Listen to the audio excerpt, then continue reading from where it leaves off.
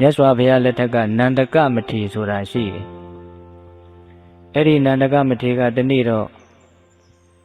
ဘိက္ခုနီများကိုတရားဟောနေတာအဲ့ဒါမြတ်စွာဘုရားကရှင်နန္ဒကတရားဟောနေတဲ့နေရာနဲ့မလှမ်းမကမ်းကနေပြီးတော့ရက်တော်မူပြီးတော့မြတ်စွာဘုရားကရှင်နန္ဒကဟောတဲ့တရားကိုနားဆိုင်ပြီးတော့နာတယ်တဲ့အဲ့ဒါကိုရှင်နန္ဒကသိတော့မြတ်စွာဘုရားပြောမှတို့သိရတာဒီတရားတွေအလုံးဟာမြတ်စွာဘုရားပိုင်တဲ့တရားမြတ်စွာဘုရားသိပြီးသားတရားတွေကြီးပဲဒါကိုမြတ်စွာဘုရားကနာယူတော်မူတယ်ဆိုတော့စဉ်းစားကြည့်မယ်ဆိုရင်တော်တော်စဉ်းစားစရာကောင်းတဲ့အချက်ပေါ့နော်ဒကာကြီးများအဲ့ဒါညာဥယျာဉ်လွန်တော့ရှင်အနန္ဒကဦးဇင်းတို့အရက်ပြောလေးပြောရမယ်ဆိုရင်အာနာတဲ့သဘောပေါ့တရားကိုရက်မယ်လို့ကြိုးစားတော့မြတ်စွာဘုရားကချစ်သားနန္ဒကတရားကိုမရက်ပါနဲ့ဆက်ပြီးတော့ဟောပါလို့အဲ့ဒါလိုအမိန့်ရှိတယ်အဲ့ဒါရှင်နန္ဒကတရားကိုဆက်ပြီးတော့ဟောတယ်တန်းကောင်ရန်ရောက်တော့ရှင်နန္ဒကတရားကိုရက်မယ်လို့ကြိုးစားပြန်တယ်အဲ့ဒါမြတ်စွာဘုရားကနန္ဒကတရားကိုမရက်ပါနဲ့ဆက်ပြီးတော့ဟောပါလို့ဒီအဖြစ်အပျက်လေးကိုဦးဇင်းတို့ကြားဖို့တော့တရားဆိုတာဘုရားလောက်သိတဲ့ပုဂ္ဂိုလ်ရှိပါမလားဗျာအဲ့ဒါလောက်တရားကိုသိတော်မူတဲ့တရားပိုင်ရှင်ဖြစ်တော်မူတဲ့မြတ်စွာဘုရားသည်ပင်လျင်သူသိပြီးသားတရားတွေကိုထပ်ပြီးတော့နာတယ်ဆိုတော့တရားဆိုတာရိုးတဲ့သဘောမရှိဘူးရိုးသွားတယ်လို့မရှိဘူးတချို့အင်မတန်ကောင်းတဲ့တရားတွေဆိုလို့ရှိရင်နေတိုင်းတောင်နာယူသင့်တယ်ဒီတရားကြီးကိုထပ်ပြီးတော့နာယူသင့်တယ်ဟုတ်လားဒါကြောင့်အဲ့ဒီအဖြစ်အပျက်လေးကိုနှလုံးသွင်းပြီးတော့ဒီတရားတစ်ပုဒ်ထဲကိုပဲအခုတစ်ခါနာတာနဲ့နောက်တစ်ခါနာတာနဲ့သိမြင်ပုံချင်းမတူနိုင်ဘူးဘာကြောင့်လဲဆိုတော့မိမိရဲ့စိတ်ကနားလေပုံချင်းမိမိရဲ့အတွင်းတဏ္ဍာမှာရှိတဲ့တတ္တပညာတို့ရဲ့အနုအယင့်ကွာသွားတဲ့အခြေအနေကလည်းရှိနိုင်သေးတာကိုဗျာဒါကြောင့်ဒီတရားကိုပဲအခုတစ်ခါနာတာနဲ့နောက်တစ်ခါနာတာခံစားချက်ချင်းသိမြင်ပုံချင်းတူနိုင်မှာမလားမတူနိုင်ဘူးဒါကြောင့်နာဘူးပြီးသားပုဂ္ဂိုလ်တွေကလည်းပဲ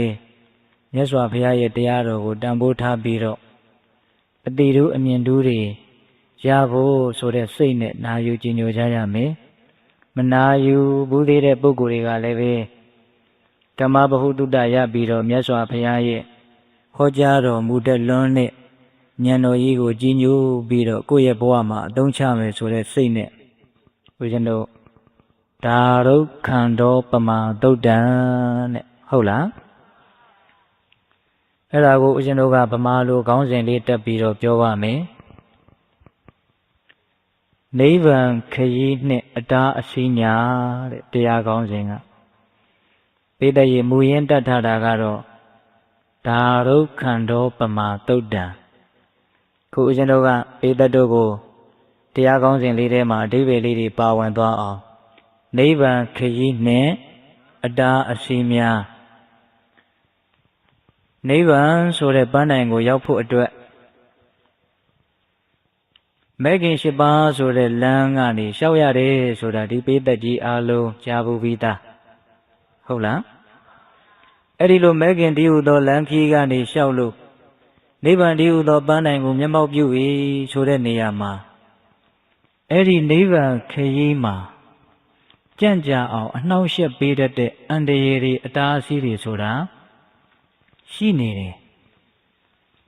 ဦးဇင်းတို့တွေတန်ဖိုးအရှိဆုံးအရာကိုပြောပါဆိုလို့ရှိရင်ကုသိုလ်တရားတို့နိဗ္ဗာန်တို့ဟုတ်လားကျန်တဲ့သိတန်ဖိုးမရှိတဲ့လောကီစည်းစိမ်ဥစ္စာတွေဂုဏ်ပကာသနာတွေရှာဖွေတဲ့နေရာရှာဖွေတဲ့လမ်းကြောင်းမှတောင်အန္တရာယ်တွေအနှောင့်အယှက်တွေဆိုတာမရှိဘူးလားအင်မတန်တန်ဖိုးကြီးတဲ့ကုသိုလ်တရားတွေရဖို့တန်ဖိုးအကြီးဆုံးဖြစ်တဲ့အကောင်းဆုံးဖြစ်တဲ့နိဗ္ဗာန်ကိုရဖို့အတွက်ရှောက်လှမ်းကြတဲ့လမ်းမှာလည်းပဲအန္တရာယ်ဆိုတာသိကြပေါ့ရှိနေတယ်အဲ့ဒီအန္တရာယ်တွေအဲ့ဒီအတားအဆီးတွေကိုမိမိတို့ကသိမြင်နားလည်ပြီးတော့ကြော်ဖြတ်သွားနိုင်မှမိမိတို့လိုချင်လာပါတယ်ဆိုတဲ့နိဗ္ဗာန်တည်းဟူသောပန်းတိုင်ကိုရောက်ကြမယ်မို့လားအေးဒါကြောင့်ဦးဇင်းတော်ကအဲ့ဒါကိုရည်ရွယ်ပြီးတော့နိဗ္ဗာန်ခရီးနဲ့ အတားအစီများ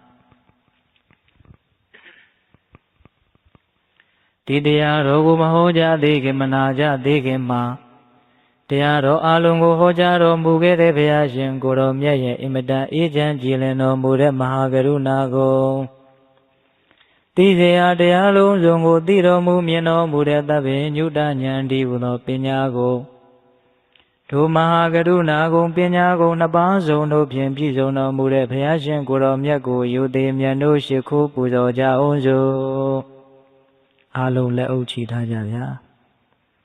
ကရုဏာတိတလဟရယပညာပိဇောတဝိဟတမောဟဓမ္မံသာနရမရလောကကရုံဝဏိတုကတံဂတိဝိမု ddံကရုဏာတိတလဟရယမဟာကရုဏာတော်ဖြင့်ဤမြသောစိတ်နှလုံးလေးရှိတော်မူပါ၏ထသောပညာပိဇောတဝိဟတမောဟဓမ္မံအရဟတမတိဟုသောအယောင်အလင်းဖြင့်ဝိဇ္ဇာတိဟုသောမိုက်မောင်းကိုဖယ်ခွာတော်မူပြီးထသောသာနရမရလောကကရုံလူနှင့်မြမတတဝါနန္ဒတို့၏ကြောက်ထီတန်တုအလေးကလူပြုရာတဆူရီသောဆရာသခင်လည်းဖြစ်တော်မူပါ၏ထသောဂတိဝိမု ddံဒေဝမနုဿနိရယနှင့်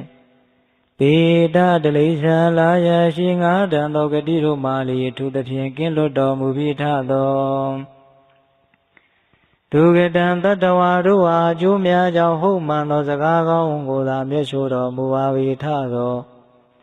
ဗုဒ္ဓံသစ္စာလေးရတရားမြတ်ကိုလက်ပေါ်တင်တာပရမကဲ့သို့ပြတ်သားထင်ထင်သိမြင်ပေတတ်ဘုရားရှင်ကိုယ်တော်မြတ်ကြီးကို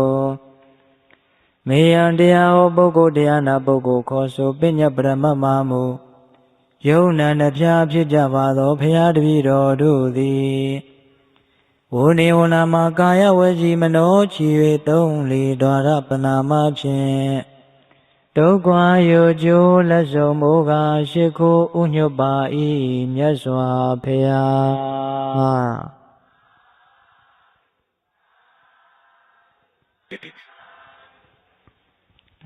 အတန်ချစ်စကအင်မတန်ကောင်းပါလေဗျာတခါကြီးနော်ဒီတော့ဘေးသက်ပေါင်းသူတော်ကောင်းတို့ဒီကနေ့ညဒါရုခန္ဓောပမန်သုတ်တံနိဗ္ဗာန်ခရီးနဲ့အတားအဆီးများတဲ့စတင်ပြီးတော့နာယူကြည်ညိုကြရအောင်ဒီသုတ်တံဒီတရားဒေသနာတော်မြတ်ကြီးကိုမြတ်စွာဘုရားဘယ်နေရာဘယ်ဒေသမှာဟောကြားတော်မူခဲ့တာလဲဆိုလို့ရှိရင်မြတ်စွာဘုရားတန်ဃာတော်ကောင်းများစွာခြံရံပြီးတော့ကောတံပီပြည်မှာဒေသစာရီလှိလီတော်မူစဉ်အခါကာလတုန်းကအခါတစ်ပါးယဟန်တန်ဃာပေါင်းများစွာခြံရံပြီးတော့မြတ်စွာဘုရားဂင်္ဂါမြစ်ကမ်းဘေးကိုရောက်တယ်အဲ့ဒီလိုရောက်တော့မြစ်ကမ်းဘေးရဲ့တစ်ဖက်တစ်ချက်မှာအင်မတန်ကြီးကျယ်တဲ့တောအုပ်ကြီးရှိတယ်အဲ့ဒီမှာမြတ်စွာဘုရားကအဲ့ဒီမြစ်ကမ်းပါးရဲ့ဘေးမှာရှိတဲ့အင်မတန်ကြီးတဲ့သစ်ပင်ကြီးတစ်ပင်ရဲ့အောက်ကိုထိုင်လိုတဲ့အချင်းရာကိုပြတော့ရှင်အနန္ဒမထေရမြတ်ကနှစ်ထပ်သင်္ကန်းကြီးကိုလေးတက်လေးလွှာခောက်ပြီးတော့မြတ်စွာဘုရားကိုခင်းပေးတယ်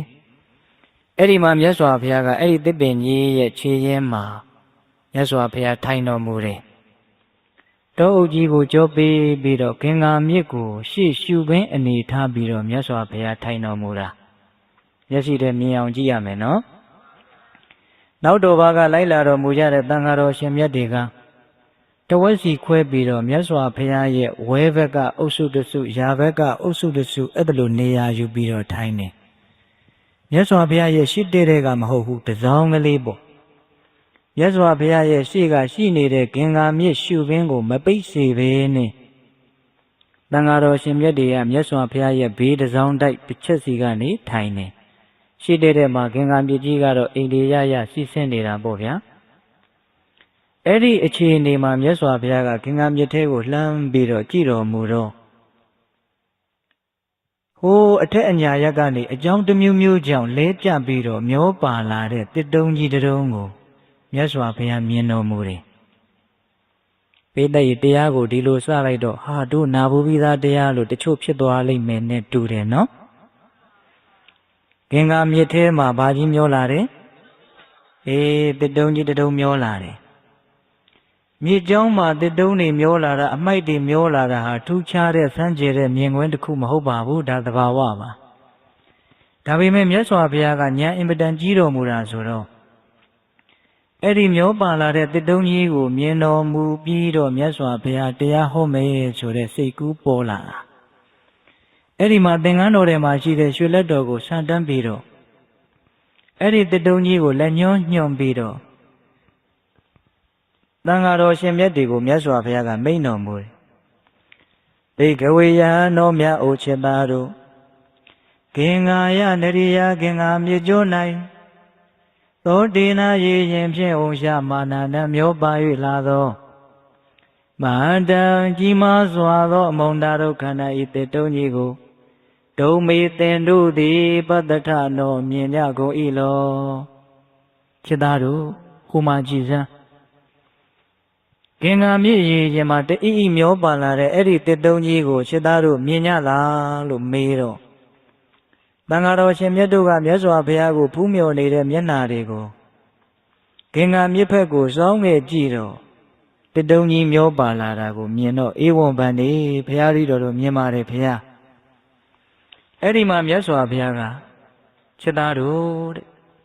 အဲ့ဒီတတုံးကြီးနဲ့ဥပမာပေးပြီးတော့တရားဟောတော့မှာနော်ဒကမာကြီး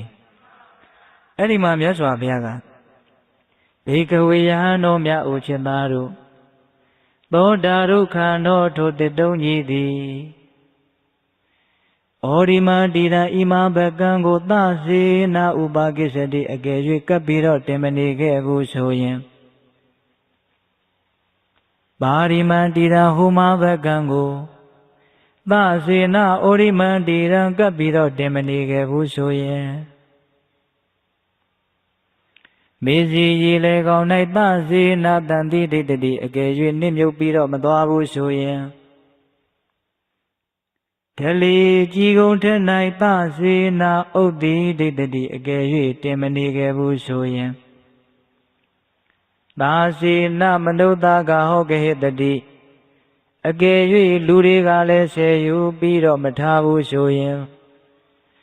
သာစေနာအမနုဿကဟောကဟိတတိအကယ်၍နတ်တွေကလည်းဆယ်ယူပြီးတော့မထားဘူးဆိုရင်သစေနာအဝဒကဟောကေတတိအကယ်၍ဝဲလေကောင်မှစုပ်ပြီးတော့မြုပ်မသွားဘူးဆိုရင်သစေနာအန္တောပုတိဘဝိတတိအကယ်၍အတွင်းကပုတ်ရွှေလို့ရေတွေဝင်လို့လေးပြီးတော့နစ်မသွားဘူးဆိုရင်ရှစ်ချက်မြတ်စွာဘုရားပြောလိုက်တယ်ဂင်္ဂါမြေကြောင်းမှာဒီတစ်တုံးကြီးမျောပါနေတော့အဲ့ဒီတစ်တုံးကြီးဟာတစ်ချိန်ချိန်မှာသေချာပေါက်သမုဒ္ဒရာကိုရောက်သွားမှာပဲဘာပြုလို့လဲဆိုတော့ဂင်္ဂါမြေကြီးကသမုဒ္ဒရာတွေကိုစီးဝင်နေတာကိုသမုဒ္ဒရာတွေကိုစီးဝင်နေတဲ့ရေဒီးကြောင်းပေါ်မှာမျောပြီးတော့လိုက်နေတဲ့တစ်တုံးကြီးဟာသေချာပေါက်ဒီမြေကြောင်းလျှောက်တာလိုက်သွားမယ်ဆိုရင်ဘယ်ကိုရောက်သွားမယ်သမုဒ္ဒရာကိုရောက်သွားမယ်ဒါပေမဲ့အန္တရာယ်ရှစ်ချက်ကလွတ်ကင်းအောင်ရှောင်နိုင်မှဒီတစ်တုံးကြီးရောက်မယ်ဒီမှာမြတ်စွာဘုရားကတစ်တုံးကြီးဟာဒီရှစ်မျိုးကိုကျော်လွှားနိုင်မယ်ဆိုရင်မဟာသမုဒ္ဒရာကိုရောက်လိမ့်မယ်တဲ့ရှစ်မျိုးပြောသွားတယ်နော်တတိကလေးနဲ့နားထောင်ဟုတ်လားဩဒီမန္တိရာဣမဘကံကိုသစေနာဥပါကိစ္စတိအကယ်၍ကပ်ပြီးတော့တင်မနေခဲ့ဘူးဆိုရင်ဒီတစ်တုံးကြီးဟာဒီဘကံဆိုတဲ့ကံတစ်ဖက်ကိုတင်မနေခဲ့ဘူးဆိုရင်သမုဒ္ဒရာကိုရောက်အကယ်၍ဒီဘကံမှာအကြောင်းတစ်မျိုးမျိုးကြောင့်ကပ်ပြီးတော့တင်နေခဲ့မယ်ဆိုရင်သမုဒ္ဒရာကိုမရောက်နိုင်ဘူးနံပါတ်1နော်ပါရိမန္တိရာဟူမဘကံကိုသစေနာဥပါကိစ္စတိအကယ်၍ကပ်ပြီးတော့တင်မနေခဲ့ဘူးဆိုရင်ဟူဘကံကိုကပ်ပြီးတော့တင်နေခဲ့မယ်ဆိုရင်လည်းသမုဒ္ဒရာကိုမရောက်နိုင်ဘူးသမုဒ္ဒရာရောက်ဖို့အတွက်ဟူဘကံကိုမတင်ဖို့လဲလိုသေးတယ်နှစ်ချက်ရှိပြီ မေစီရေလေကောင်း၌နာတန်တိဒိဋ္ဌတိသစေနာတန်တိဒိဋ္ဌတိအကယ်၍နစ်မသွားဘူးဆိုရင်အကြောင်းတစ်မျိုးမျိုးကြောင့်ရေလေကောင်းမှာနစ်သွားရင်လည်းဒီတစ်တုံးကြီးဟာသမုဒ္ဒရာကိုရောက်မှာမဟုတ်သုံးချက်ရှိပြီနော်တလီကြီးကုန်ထဲ၌သစေနာဥဒိရတိအကယ်၍တင်မနေခဲ့ဘူးဆိုရင်မြစ်လေကောင်းမှာတောင်လေကျွန်းတွေထွန်းပြီးတော့နေတာတွေရှိတယ်အဲ့ဒီတောင်လေကျွန်းတွေပေါ်မှာဒီတစ်တုံးကြီးဟာကပ်ပြီးတော့တင်နေခဲ့မယ်ဆိုရင်လည်းပဲသမုဒ္ဒရာကိုမရောက်နိုင်ဘူးအန္တရာယ်၄မျိုးရှိသွားပြီနော်သာစေနမနုဿကဟောကေတတိအကယ်၍လူတွေကလည်းဆယ်ယူပြီးတော့မထားဘူးဆိုရင်ဒီတစ်တုံးကြီးကိုတစ်သားအလုံးငါ၎င်းအထင်းအလုံးငါ၎င်းတစုံတစ်ယောက်သောလူသားတွေကဆယ်ယူထားလိုက်မယ်ဆိုရင်လည်းပဲဒီတစ်တုံးကြီးသမုဒ္ဒရာရောက်နိုင်မှာမလားမရောက်နိုင်ဘူး၅ချက်ရှိပြီနော်သာစေနအာမနုဿကဟောကေတတိအကယ်၍နတ်တွေကလည်းဆယ်ယူပြီးတော့မထားဘူးဆိုရင်ဒီတစ်တုံးကိုနတ်တွေကဆယ်ယူထားမယ်ဆိုရင်လည်းသမုဒ္ဒရာကိုမရောက်နိုင်ဘူးတဲ့6မျိုးရှိပြီနော်သစေအကယ်၍အာဝတ္တကဟောနအာဝတ္တကဟောကေတတိဝင်းထဲမှာစုလို့မြုပ်မသွားဘူးဆိုရင်မြစ်ကွေတွေဘာတွေမှာအင်မတန်ကြီးတဲ့ဝဲကြီးတွေရှိရင်အဲ့ဒီဝဲထဲမှာခြားခြားလဲပြီးတော့တစ်တုံးကြီးမြုပ်သွားမယ်ဆိုရင်လည်းပဲဒီတစ်တုံးကြီးဟာသမုဒ္ဒရာကိုမရောက်နိုင်ဘူး9မျိုးရှိပြီသာစေနအန္တောပုတိဘဝေတတိဒီတစ်တုံးကြီးဟာအတွင်းကပုတ်ရွှေ့လို့ရည်တွေဝင်လို့လေးပြီးတော့နစ်မသွားဘူးဆိုရင်တစ်တုံးကြီးကအတွင်းကပုတ်နေရင်ကြာတော့ရည်တွေဝင်ပြီးတော့လေးပြီးတော့နစ်မသွားပြီဘူးလားအဲ့ဒီလိုဆိုရင်သမုဒ္ဒရာဆိုတဲ့ပန်းတိုင်ကိုဒီတစ်တုံးကြီးမရောက်နိုင်တော့ဘူးတဲ့အတားအစီးတွေဘယ်နှခုလဲ8ခုသမုဒ္ဒရာကိုဥတည်နေတဲ့ခင်္ဃာမြစ်ကြောကြီးကတော့ပုံမှန်စီးဆင်းနေတာပေါ့ဗျာဒါပေမဲ့အဲ့ဒီတစ်တုံးကြီးကိုမရောက်အောင်ဒီအန္တရာယ်ဒီအတားအစီးတွေကတားနိုင်စွမ်းရှိတယ်အဲ့ဒါမြတ်စွာဘုရားကဥပမာအရင်စပြောတာနော်အဲ့ဒီမှာမြတ်စွာဘုရားဗာဆက်မိန်တော့ဆိုတော့ဘေကဝေယဟန်တော်မဥจิตသားတို့တုံမီပိအသင်တို့သည်လည်းပဲသာစေနဩရိမန္တိရံဥပကိစ္စထအကယ်၍ဒီဘကံကိုတင်မနေဘူးဆိုရင်ပုံစံတူထပ်ပြောတာနော်သင်จิตသားတို့လည်းပဲဒီဘကံကိုတင်မနေဘူးဆိုရင်ပါဠိတွေထပ်မရွတ်တော့ဘူးဗျာဟိုဘကံကိုတင်မနေဘူးဆိုရင်ရေလေမှာနစ်မြုပ်လို့မလွားဘူးဆိုရင်ကျွန်းပေါ်မှာတင်ပြီးတော့မနေဘူးဆိုရင်လူတွေရဲ့ဆယ်ယူခြင်းကိုမခံရဘူးဆိုရင်နတ်တွေရဲ့ဆယ်ယူခြင်းကိုမခံရဘူးဆိုရင်ဝဲလေကောင်မှစုပ်ပြီးတော့မြုပ်မသွားဘူးဆိုရင်အတွင်းကပုတ်ဆွေးလို့နစ်မသွားဘူးဆိုရင်သင်္ချစ်သားတို့လည်းပဲနိဗ္ဗာန်ကိုရောက်လိမ့်မယ်တဲ့ဘာကြောင့်လဲဆိုတော့သင်္ချစ်သားတို့ရဲ့တန်တမာရှိနေတဲ့တမ္မာဒိဋ္ဌိသည်နိဗ္ဗာန်ကိုဥတည်နေလို့ပဲတဲ့သောတော်ကတစ်တုံးကြီးဟာသမုဒ္ဒရာကိုရောက်လိမ့်မယ်ဘာကြောင့်လဲဆိုတော့ဂင်္ဂါမြစ်ရည်တွေဟာသမုဒ္ဒရာကိုဥတည်နေလို့ခုဒီမှာအဲ့ဒါနဲ့ရှင်းပြီးတော့ပြောသွားတာဗါတဲ့တော့တမ္မာဒိဋ္ဌိသည်နိဗ္ဗာန်ကိုဥတည်နေတယ်ဒီတော့တမ္မာဒိဋ္ဌိသည်ဂင်္ဂါမြစ်ကြီးနဲ့တူတယ်လို့ပြောရမရောက်ဘူးလားသမုဒ္ဒရာကြီးသည်နိဗ္ဗာန်နဲ့တူတယ်လို့ပြောရမရောက်ဘူးလားရောက်တယ်အဲ့ဒီတော့မြတ်စွာဘုရားရဲ့စကားတွေကနည်းနည်းလေးလျှို့ဝှက်ဆန်းကျယ်သလိုဖြစ်နေတယ်လေတစ်တုံးကြီးဒီဘက်ကန်းတင်တယ်ဟိုဘက်ကန်းတင်တယ်ဆိုတာတွေကိုကြတော့လူတိုင်းနားလေတာပေါ့ဗျာသင်္ချစ်သားတို့လည်းပဲဒီဘက်ကန်းမတင်ရင်ဟိုဘက်ကန်းမတင်ရင်ရေလေမှာမြုပ်မသွားဘူးကျွန်းပေါ်မှာတင်မနေဘူးဆိုရင်လူမဆယ်ဘူးနတ်မဆယ်ဘူးဆိုရင်ဝဲမစုပ်ဘူးအတွင်းမပုတ်ဘူးဆိုရင်ဘယ်နှချက်လဲ7ချက်အဲ့ဒါတွေကြတော့တာမန်ဉာဏ်နဲ့နားလေဖို့လွယ်သေးလားမလွယ်တော့ဘူးမလွယ်တော့အဲ့ဒီတရားနာနေကြတဲ့တန်ဃာတော်ရှင်မြတ်တွေကပဲဉာဏ်တော်လေးတစ်ပါးကရိုးရိုးသားသားပဲသူနားမလဲတဲ့အတွက်ကြောင့် သူနားမလည်တဲ့အကြောင်းမြတ်စွာဘုရားကိုလျှောက်တယ်မြတ်စွာဘုရားတပည့်တော်တို့နိဗ္ဗာန်ကိုအင်မတန်ရောက်ချင်ပါတယ်ဗျာတမ္မာဒိဋ္ဌိဒီဟုသောလမ်းကြောင်းကနေနိဗ္ဗာန်ဒီဟုသောပန်းတိုင်ကိုဘုရားတပည့်တော်တို့သွားပြီးတော့ရောက်ချင်ပါတယ်ဗျာဒါဥစဉ်ကစိတ်ကူးလေးနဲ့လျှောက်ကြည့်တာဟုတ်လားစာထဲမှာတည်းရိုက်ပြောတာကတော့အရှင်ဘုရားတဲ့ဒီဘက်ကန်းဆိုတာဘာပါလဲဖေရမမေးတိုက်ဘူးလားဟိုဘက်ကန်းဆိုတာဘာကိုပြောတာပါလဲဖေရရေလေမှာနေတဲ့ဆိုတာဘာကိုပြောတာပါလဲဖေရတောင်ပေါ်မှာတင်တယ်ဆိုတာဘာကိုပြောတာပါလဲဖေရလို့အဲ့ဒီအန္တရာယ်ရှစ်ချက်ကိုတစ်ခုချင်းမေးတာဗျမေးတော့မှမြတ်စွာဘုရားကအဲ့ဒီအန္တရာယ်ရှစ်ချက်ကိုအသေးစိတ်ဖြေပြတာဒီတော့နိဗ္ဗာန်ကိုရောက်ချင်ရင်နိဗ္ဗာန်ခရီးကိုရှောက်ရမှာပေါ့ဗျာနိဗ္ဗာန်ခရီးကိုရှောက်ပြီဆိုရင်အတားအဆီးတွေဆိုတာလည်းရှိနေတယ်လို့သဘောပေါက်ပြီးတော့ဘယ်လိုကြိုးဖြတ်ရမယ်ဆိုတာလည်းသိဖို့မလိုဘူးလားခုတရားဓမ္မတို့ဦးဇင်းတို့တွေနိဗ္ဗာန်ကိုရောက်ချင်လို့နိဗ္ဗာန်ခရီးကိုထိုက်တဲ့လို့ရှောက်လန်းနေကြတာမို့လားအဲ့ဒီတော့နိဗ္ဗာန်ခရီးကဘာလဲဆိုရင်ဒီနေရာမှာအတူဆုံးပြောထားတယ်နိဗ္ဗာန်လမ်းဟာတမ္မာဒိဋ္ဌိပဲဒီတဲ့နိဗ္ဗာန်ကိုရောက်စေတတ်သောလမ်းဒီပါလေတမ္မာဒိဋ္ဌိပဲဒါတဲ့နည်းနည်းလေးအကျေပြောရရင်မဲခင်၈ပါးပဲတမ္မာဒိဋ္ဌိကိုဖြစ်အောင်လုပ်မယ်ဆိုရင်မဲခင်၈ပါးအလိုလိုဖြစ်တယ်လို့ကြားဖို့တယ်မဟုတ်လားတမ္မာဒိဋ္ဌိဆိုတာဗမာလိုပြောတော့ကောင်းစွာမှန်ကန်စွာမြင်တဲ့အမြင်နော်ကောင်းစွာမြင်တဲ့အမြင်အမှန်တိုင်းမြင်တဲ့အမြင်ပေါ့ဗျာတဲ့ပြောမယ်ဗျာအချိန်ကြီးအကုန်မခံတော့ပါဘူးဟုတ်လားမမြဲတာကိုမမြဲဘူးလို့အမှန်တိုင်းသိရင်တမ္မာဒိဋ္ဌိမမြဲတာအမှန်တရားပဲဘယ်သူညင်းနိုင်လဲစောတော်တုန်းကပြောခဲ့တဲ့တကားတန်လေးစောတော်တုန်းကစိတ်ကူးအခြေအနေတွေခံစားချက်တွေခုပါရှိသေးတယ်အရာအလုံးတို့ဒီပျက်စီးသွားတယ်ချုပ်ပြောက်သွားတယ်ပြောင်းလဲသွားတယ်တမျိုးတမီဖောက်ပြန်သွားတယ်ဆိုတာဘယ်သူမှမငြင်းနိုင်တော့အမှန်တရားအဲ့ဒီအမှန်တရားကိုအမှန်တိုင်းသိမြင်တဲ့နားလေတဲ့သဘောပေါက်တယ်ဆိုရင်အဲ့ဒါတမ္မာဒိဋ္ဌိ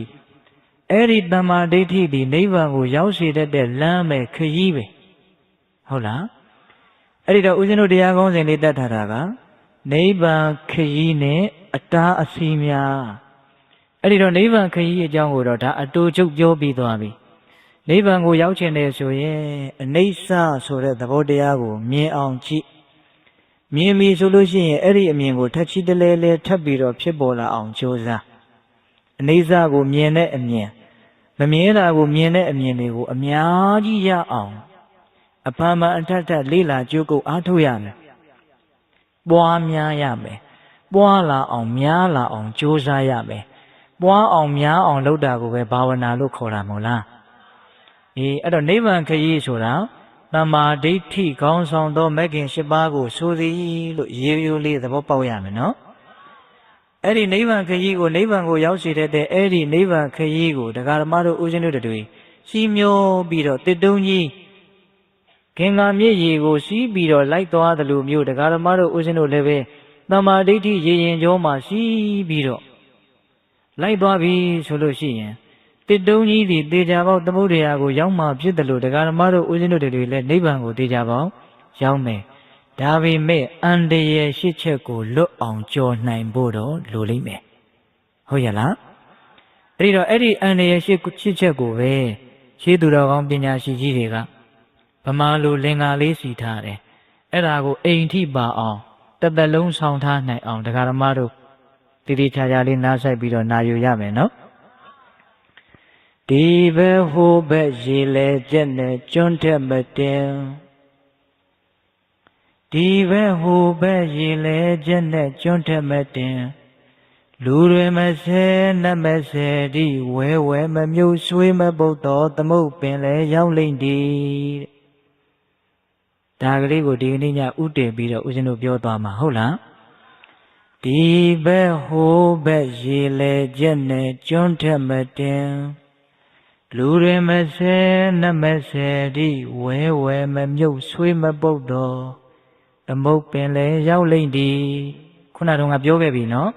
အခုဒီဘက်ကန်းဆိုတာဘာလဲလို့ယဟန်တော်လေးကမမေးဘူးလားအဲ့ဒီမှာမြတ်စွာဘုရားစတင်ပြီးတော့အဲ့ဒီပု္ပ္ပာအဲ့ဒီပြဿနာကိုစတင်ပြီးတော့ဖြေရှင်းပါတယ်အဲ့ဒါကိုပေးသက်ပေါင်းသူတော်ကောင်းတို့စူးစူးဆိုင်ဆိုင်မှတ်မှတ်သားသားဖြစ်အောင်နာယူကြရအောင် ဩဒီမန္တိရန္တိခောဘိက္ခုသန္တိတံဣဇတိကာနံအာယတနာနံတိဝဆနံဘိက္ခုจิตတယဟံ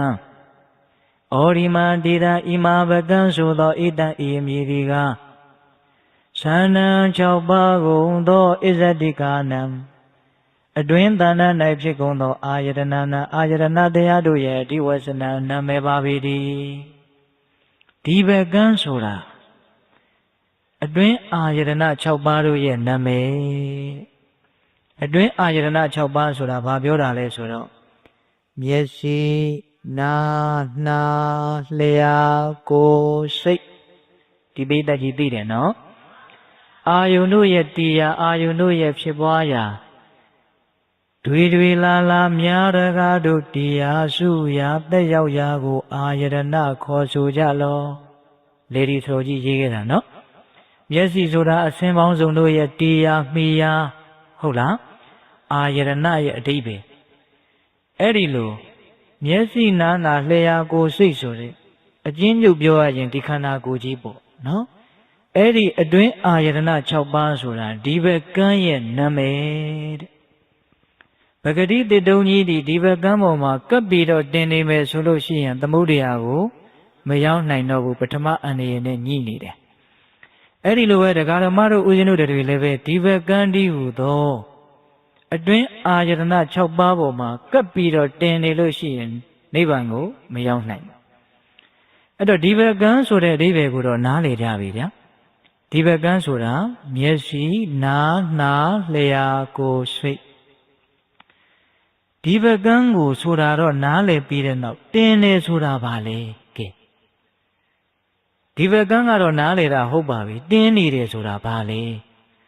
ဣတိဒီဘကံကတော့လူတိုင်းရှိတာပဲဗျယဟန္တာတွေလည်းဒီဘကံဆိုတဲ့မျက်စိနားနာလျှာကိုယ်စိတ်မရှိဘူးလားရှိတယ်ရှိပေမဲ့လို့သူတို့နိဗ္ဗာန်ရောက်တာပဲလေဘာပြုလို့လဲဆိုတော့ဒီဘကံကအန္တရာယ်ပြုတာမဟုတ်ဘူးဒီဘကံကြီးကိုတင်းနေမှအန္တရာယ်ပြုတာအဲ့တော့တင်းနေဆိုတာလေးကအဓိကကြတယ်ဒီဘကံကကြောက်เสียလားတင်တာကကြောက်เสียလားလို့ဒါလေးကိုခွဲခြားပြီးတော့နားလည်ဖို့ပေါ့ဒီဘကံလည်းပဲကြောက်เสียပါပဲဒီဘကံမရှိရင်လည်းတင်လို့မဖြစ်ဘူးလေသို့တော့ဒီဘကံရှိတော့လည်းပဲမတင်လို့ရှိရင်အနှောင့်အယှက်ဖြစ်သလားမဖြစ်ဘူးအဲ့တော့တင်နေဆိုတာလေးကပ်ပြီးတော့တင်နေတယ်ဆိုတာဘာလဲဆိုတော့အဲ့ဒါကိုအထက်ကရာကဖွင့်နေတဲ့ဒီမျက်စိနာနာလျှာကိုယ်စိတ်နဲ့ပတ်သက်ပြီးတော့လူချင်းမမုန်းမှုလောဘဖြစ်တယ်မကျေနပ်မှုဒေါသဖြစ်တယ်ဆိုရင်အဲ့ဒါဒီဘကံကိုတင်တာတဲ့ဒါအတူချုပ်ဖြေလိုက်တာသူကတော့အကျေကလေးပြောထားတယ်ငါမျက်စိလေးကကောင်းလိုက်တာအပေါက်လေးတောင်ထိုးလို့ရတယ်တိတိလေးမြင်တယ်ငါမမွေးသေးဘူးနော်မျက်မှန်တက်เสียမလို့ဘူးဆိုရင်အဲ့ဒါမျက်စိကိုဘာဖြစ်တယ်မျက်စိပေါ်မှာตาရတဲ့သဘောနဲ့တင်တာဒါလောဘနဲ့တင်တာပေါ့ဟာဒီမျက်စိကဟန်ကိုမရတော့ပါဘူးယူခဲ့ပါဦးမျက်မှန်ယူခဲ့ပါဦးမျက်စိပေါ်မှာမကြည်မနှက်ဖြစ်လာတဲ့အချိန်မှာဒေါသဖြစ်တယ်အဲ့ဒါဒေါသနဲ့တင်တာပေတတ်တို့ဉာဏ်ရှိတယ်ကျန်တဲ့နားနာလျှာကိုယ်စိတ်ကိုလည်းအဲ့ဒီတိုင်းချဲ့တွေးအတူတူပြောရရင်တော့ဒီခန္ဓာကိုယ်ကြီးနဲ့ပတ်သက်ပြီးတော့မမောမိရင်လောဘနဲ့တင်တယ်မကြည်မနှက်ဖြစ်မိရင်ဒေါသနဲ့တင်တယ်အဲ့တော့ဒီခန္ဓာကိုယ်ကြီးကကြောက်เสียလားဒီခန္ဓာကိုယ်ကြီးရဲ့အပေါ်မှာမမောခြင်းသဘောမကြည်နှက်ခြင်းသဘောကကြောက်เสียလားလို့ခွဲခြားပြီးတော့နားလည်ကြဖို့ခန္ဓာကြီးကိုဓာတ်ပယ်လို့မရဘူးကိလေသာကိုပဲပယ်လို့ရတယ်ဆိုတာဒီပိဋကကြီးမညံ့မှုသိပြီးသားသိပြီးသားမဟုတ်လားခန္ဓာကြီးကိုဓာတ်ပယ်လို့ရလားဒုက္ခသစ္စာဆိုတာပိုင်းခြားပြီးတော့သိရမှာလားပယ်ရမှာလားမှားပြီပိုင်းခြားသိရမှာဒုက္ခသစ္စာဆိုတာပိုင်းခြားသိရမှာသမုဒယသစ္စာသာလျှင်ပယ်ရမှာဒကာကြီးဒကာမကြီးများဦးစင်းကအထင်သေးတဲ့လေသံနဲ့ပြောတာမဟုတ်ဘူးနော်အကြကောက်ပြီးတော့မေးတာလည်းမဟုတ်ဘူးဒုက္ခသစ္စာဆိုတာပယ်လို့မရဘူးသိုံပဲသိလို့ရတာပိုင်းခြားသိလို့ရတာဒါပေမဲ့သမုဒယသစ္စာကိုပယ်လိုက်လို့ရှိရင်ဒုက္ခသစ္စာလည်းပဲချုပ်မသွားဘူးလားအေးဒါကြောင့်ဒီဘကံဆိုတာတဲ့တင်းနေတဲ့ဆိုတာကပယ်ရမယ်သဘောတရားဟုတ်လားဒါကြောင့်ဒီဘကံဆိုတာဘာကိုပြောတာလဲသဘောပေါက်တယ်နော်မျက်စိနာနာလျှာကိုယ်စိတ်သည်ဒီဘကံတင်နေဆိုတာကတော့အဲ့ဓာတွေနဲ့ပတ်သက်ပြီးတော့မမောမိရင်ဒါတင်တာ လောဘနဲ့တင်တာပေါ့မကြည်မနှက်ဖြစ်မိရင်တော့ဒေါသနဲ့တင်တာပိဿကြီးအချက်လက်တစ်ခုကိုဦးဇင်းတို့ဒီလောက်ပဲရှင်းကြင်ရတယ်နော်နောက်ထပ်ရှင်းရမယ့်ຢာတွေအများကြီးရှိနေသေးတယ်ဒါကြောင့်ပိဿတို့ဉာဏ်ရှိပါတယ်ကိုယ်ဉာဏ်နဲ့ကိုယ်ဆွဲဆန့်ပြီးတော့စဉ်းစားစေခြင်းနဲ့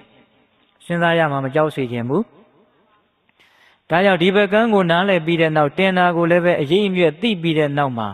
ငါတို့တော့ဒီခန္ဓာကိုယ်ရဲ့ပုံမှာဆွဲလန်းမိပြီမကြည်မနှက်ဖြစ်မိပြီဆိုရင်တော့တစ်တုံးကြီးဒီဘက်ကန်းတင်တယ်လို့တင်နေပြီတစ်တုံးကြီးသမုဒ္ဒရာမရောက်နိုင်တယ်လို့တို့လည်းပဲနိဗ္ဗာန်ရောက်ဖို့အတွက်အဲ့ဒါအခက်အခဲအတားဆီးဖြစ်နေပြီလို့နားလည်ရမယ်ပိဋကဒီဘက်ဆိုတာကိုဒီလောက်နဲ့တော်ရအောင်နော်ဒီဘက်ကန်းနဲ့ဒီဘက်ဟိုဘက်ရေလေကျက်နဲ့ကျွန်းထက်မတင်ပိဋကဆိုးကောင်းလို့ဆိုးနေတာမဟုတ်ဘူးနားထဲကိုစွဲသားစေခြင်းလို့ဆိုးပြနေတာဒီတရားပွဲပြီးလို့ရှိရင်ဒီလင်္ကာလေးသေချာပေါက်ရသွားစေမယ်ဟုတ်လားဒီဘက်ဟိုဘက်ရေလေကျက်နဲ့ကျွန်းထက်မတင်ခုဒီဘက်ပြီးသွားပြီနော်ဒီဘက်ပြီးတော့ဟိုဘက်ကန်းဆိုတာဘာကိုဆိုတာပါလဲဖေဟာလို့ယဟန်တော်လေးမမေးဘူးလားမေးတယ်အဲ့ဒီမှာမြတ်စွာဘုရားကဟိုဘက်ကန်းဆိုတာဘာပြောတာလဲဆိုတော့ပါရိမန္တိရံတိခောဘိက္ခုသန္တိတံဘာဟိရဏအာယတနာအနန္တိဝဇနံဘိက္ခုจิตယဟံပါရိမန္တိရံ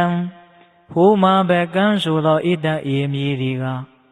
သန္နံ6ပါးကုန်သောဘာဟိရဏအပ၌ဖြစ်ကုန်သောဗဟိတ၌ဖြစ်ကုန်သောအာယတနာနာအစဉ်အတန်အနတ်အရသာအတွေ့အထိအကြံစီဓမ္မယုံလို့ဆိုရတယ်အပြင်အာယတနာ6ပါးတို့ရဲ့အတိဝဇနံနာမည်ပါပေသည်ဟိုဘက်ကန်းဆိုတာ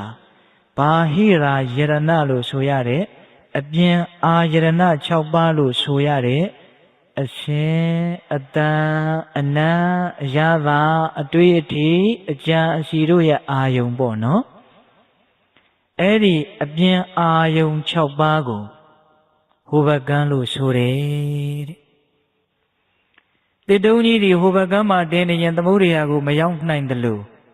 တရားဓမ္မတို့ဦးဇင်းတို့တို့ရဲ့ပုံမှန်သမာဓိဋ္ဌိမြည်ရည်စည်းကြောင်းပေါ်မှာစီးမျောပြီးတော့လိုက်နေတဲ့အခြေအနေကနေပြီးတော့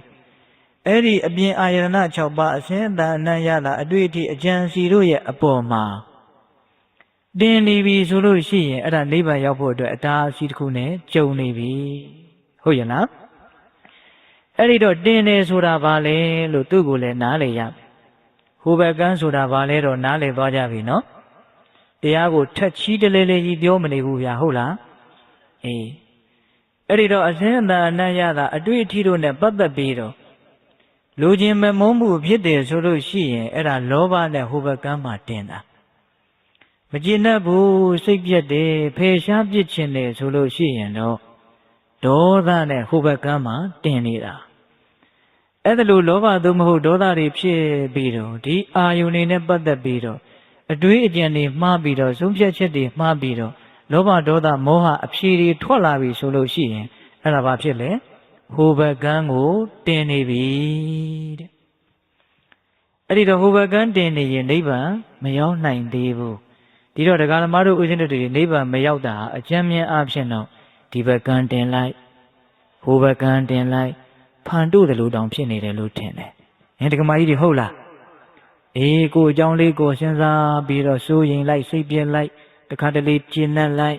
အဲ့ဒါဘယ်ဘက်ကန်းမှတင်တာတော့ဒီဘက်ကန်းတင်နေတာကိုအကြောင်းကိုစဉ်းစားပါဆိုနေမှာပဲဒကမာကြီးတွေကကိုအကြောင်းလေးကိုစဉ်းစားနေတာလေတခါတလေတော်သေးတယ်ငါဘဝဘေးအခြေအနေလေးရကန်ဆိုးတဲ့လူတွေကြည့်ပြီးတော့တော်သေးတယ်ဆိုရင်ဘာဖြစ်တော့ဒီဘက်ကန်းတင်နေတာဟုတ်လားအော်ဘယ်လိုများဖြစ်မှလည်းမသိဘူးငါဘဝရှိရေးကစိုးရင်လာပြီဒေါသနဲ့အဲ့ဒါဒီဘက်ကန်းမှာပဲရှိသေးတယ်နော်ကိုကြီးကိုရာနဲ့ပတ်သက်ပြီးတော့တွေးပြီးတော့ပူနေသမျှကာလပတ်လုံးတွေးပြီးတော့ကျဉ်တ်နေသမျှကာလပတ်လုံးဒီဘက်ကန်းမှာတင်နေတာဟိုလူတော်တော်ဆိုးတာပဲလို့တွေးတာနဲ့တပြိုင်နက်တည်းဟိုဘက်ကန်းတင်ပြီဟုတ်လားသက်မဲ့တွေနဲ့ပတ်သက်ပြီးတော့လောဘဒေါသဖြစ်ရတာတဲ့သက်ရှိတွေနဲ့ပတ်သက်ပြီးတော့လောဘဒေါသဖြစ်ရတာများဘူးလားသက်ရှိတွေထဲမှာလည်းတိရစ္ဆာန်တွေနဲ့ပတ်သက်ပြီးတော့လောဘဒေါသဖြစ်ရတာထက်လူတွေနဲ့ပတ်သက်ပြီးတော့လောဘဒေါသဖြစ်ရတာမများဘူးလား လူတွေထဲမှာလည်းမြင်ဘူးတဲ့လူနဲ့မမြင်ဘူးတဲ့လူထပ်ပြီးတော့စစ်ကြည့်ဘယ်ဟာကပိုလောဘဒေါသဖြစ်စေတော့မြင်ဘူးတဲ့လူတွေထဲမှာလည်းယဉ်နေတဲ့လူနဲ့မယဉ်နေတဲ့လူထပ်ပြီးတော့စစ်ကြည့်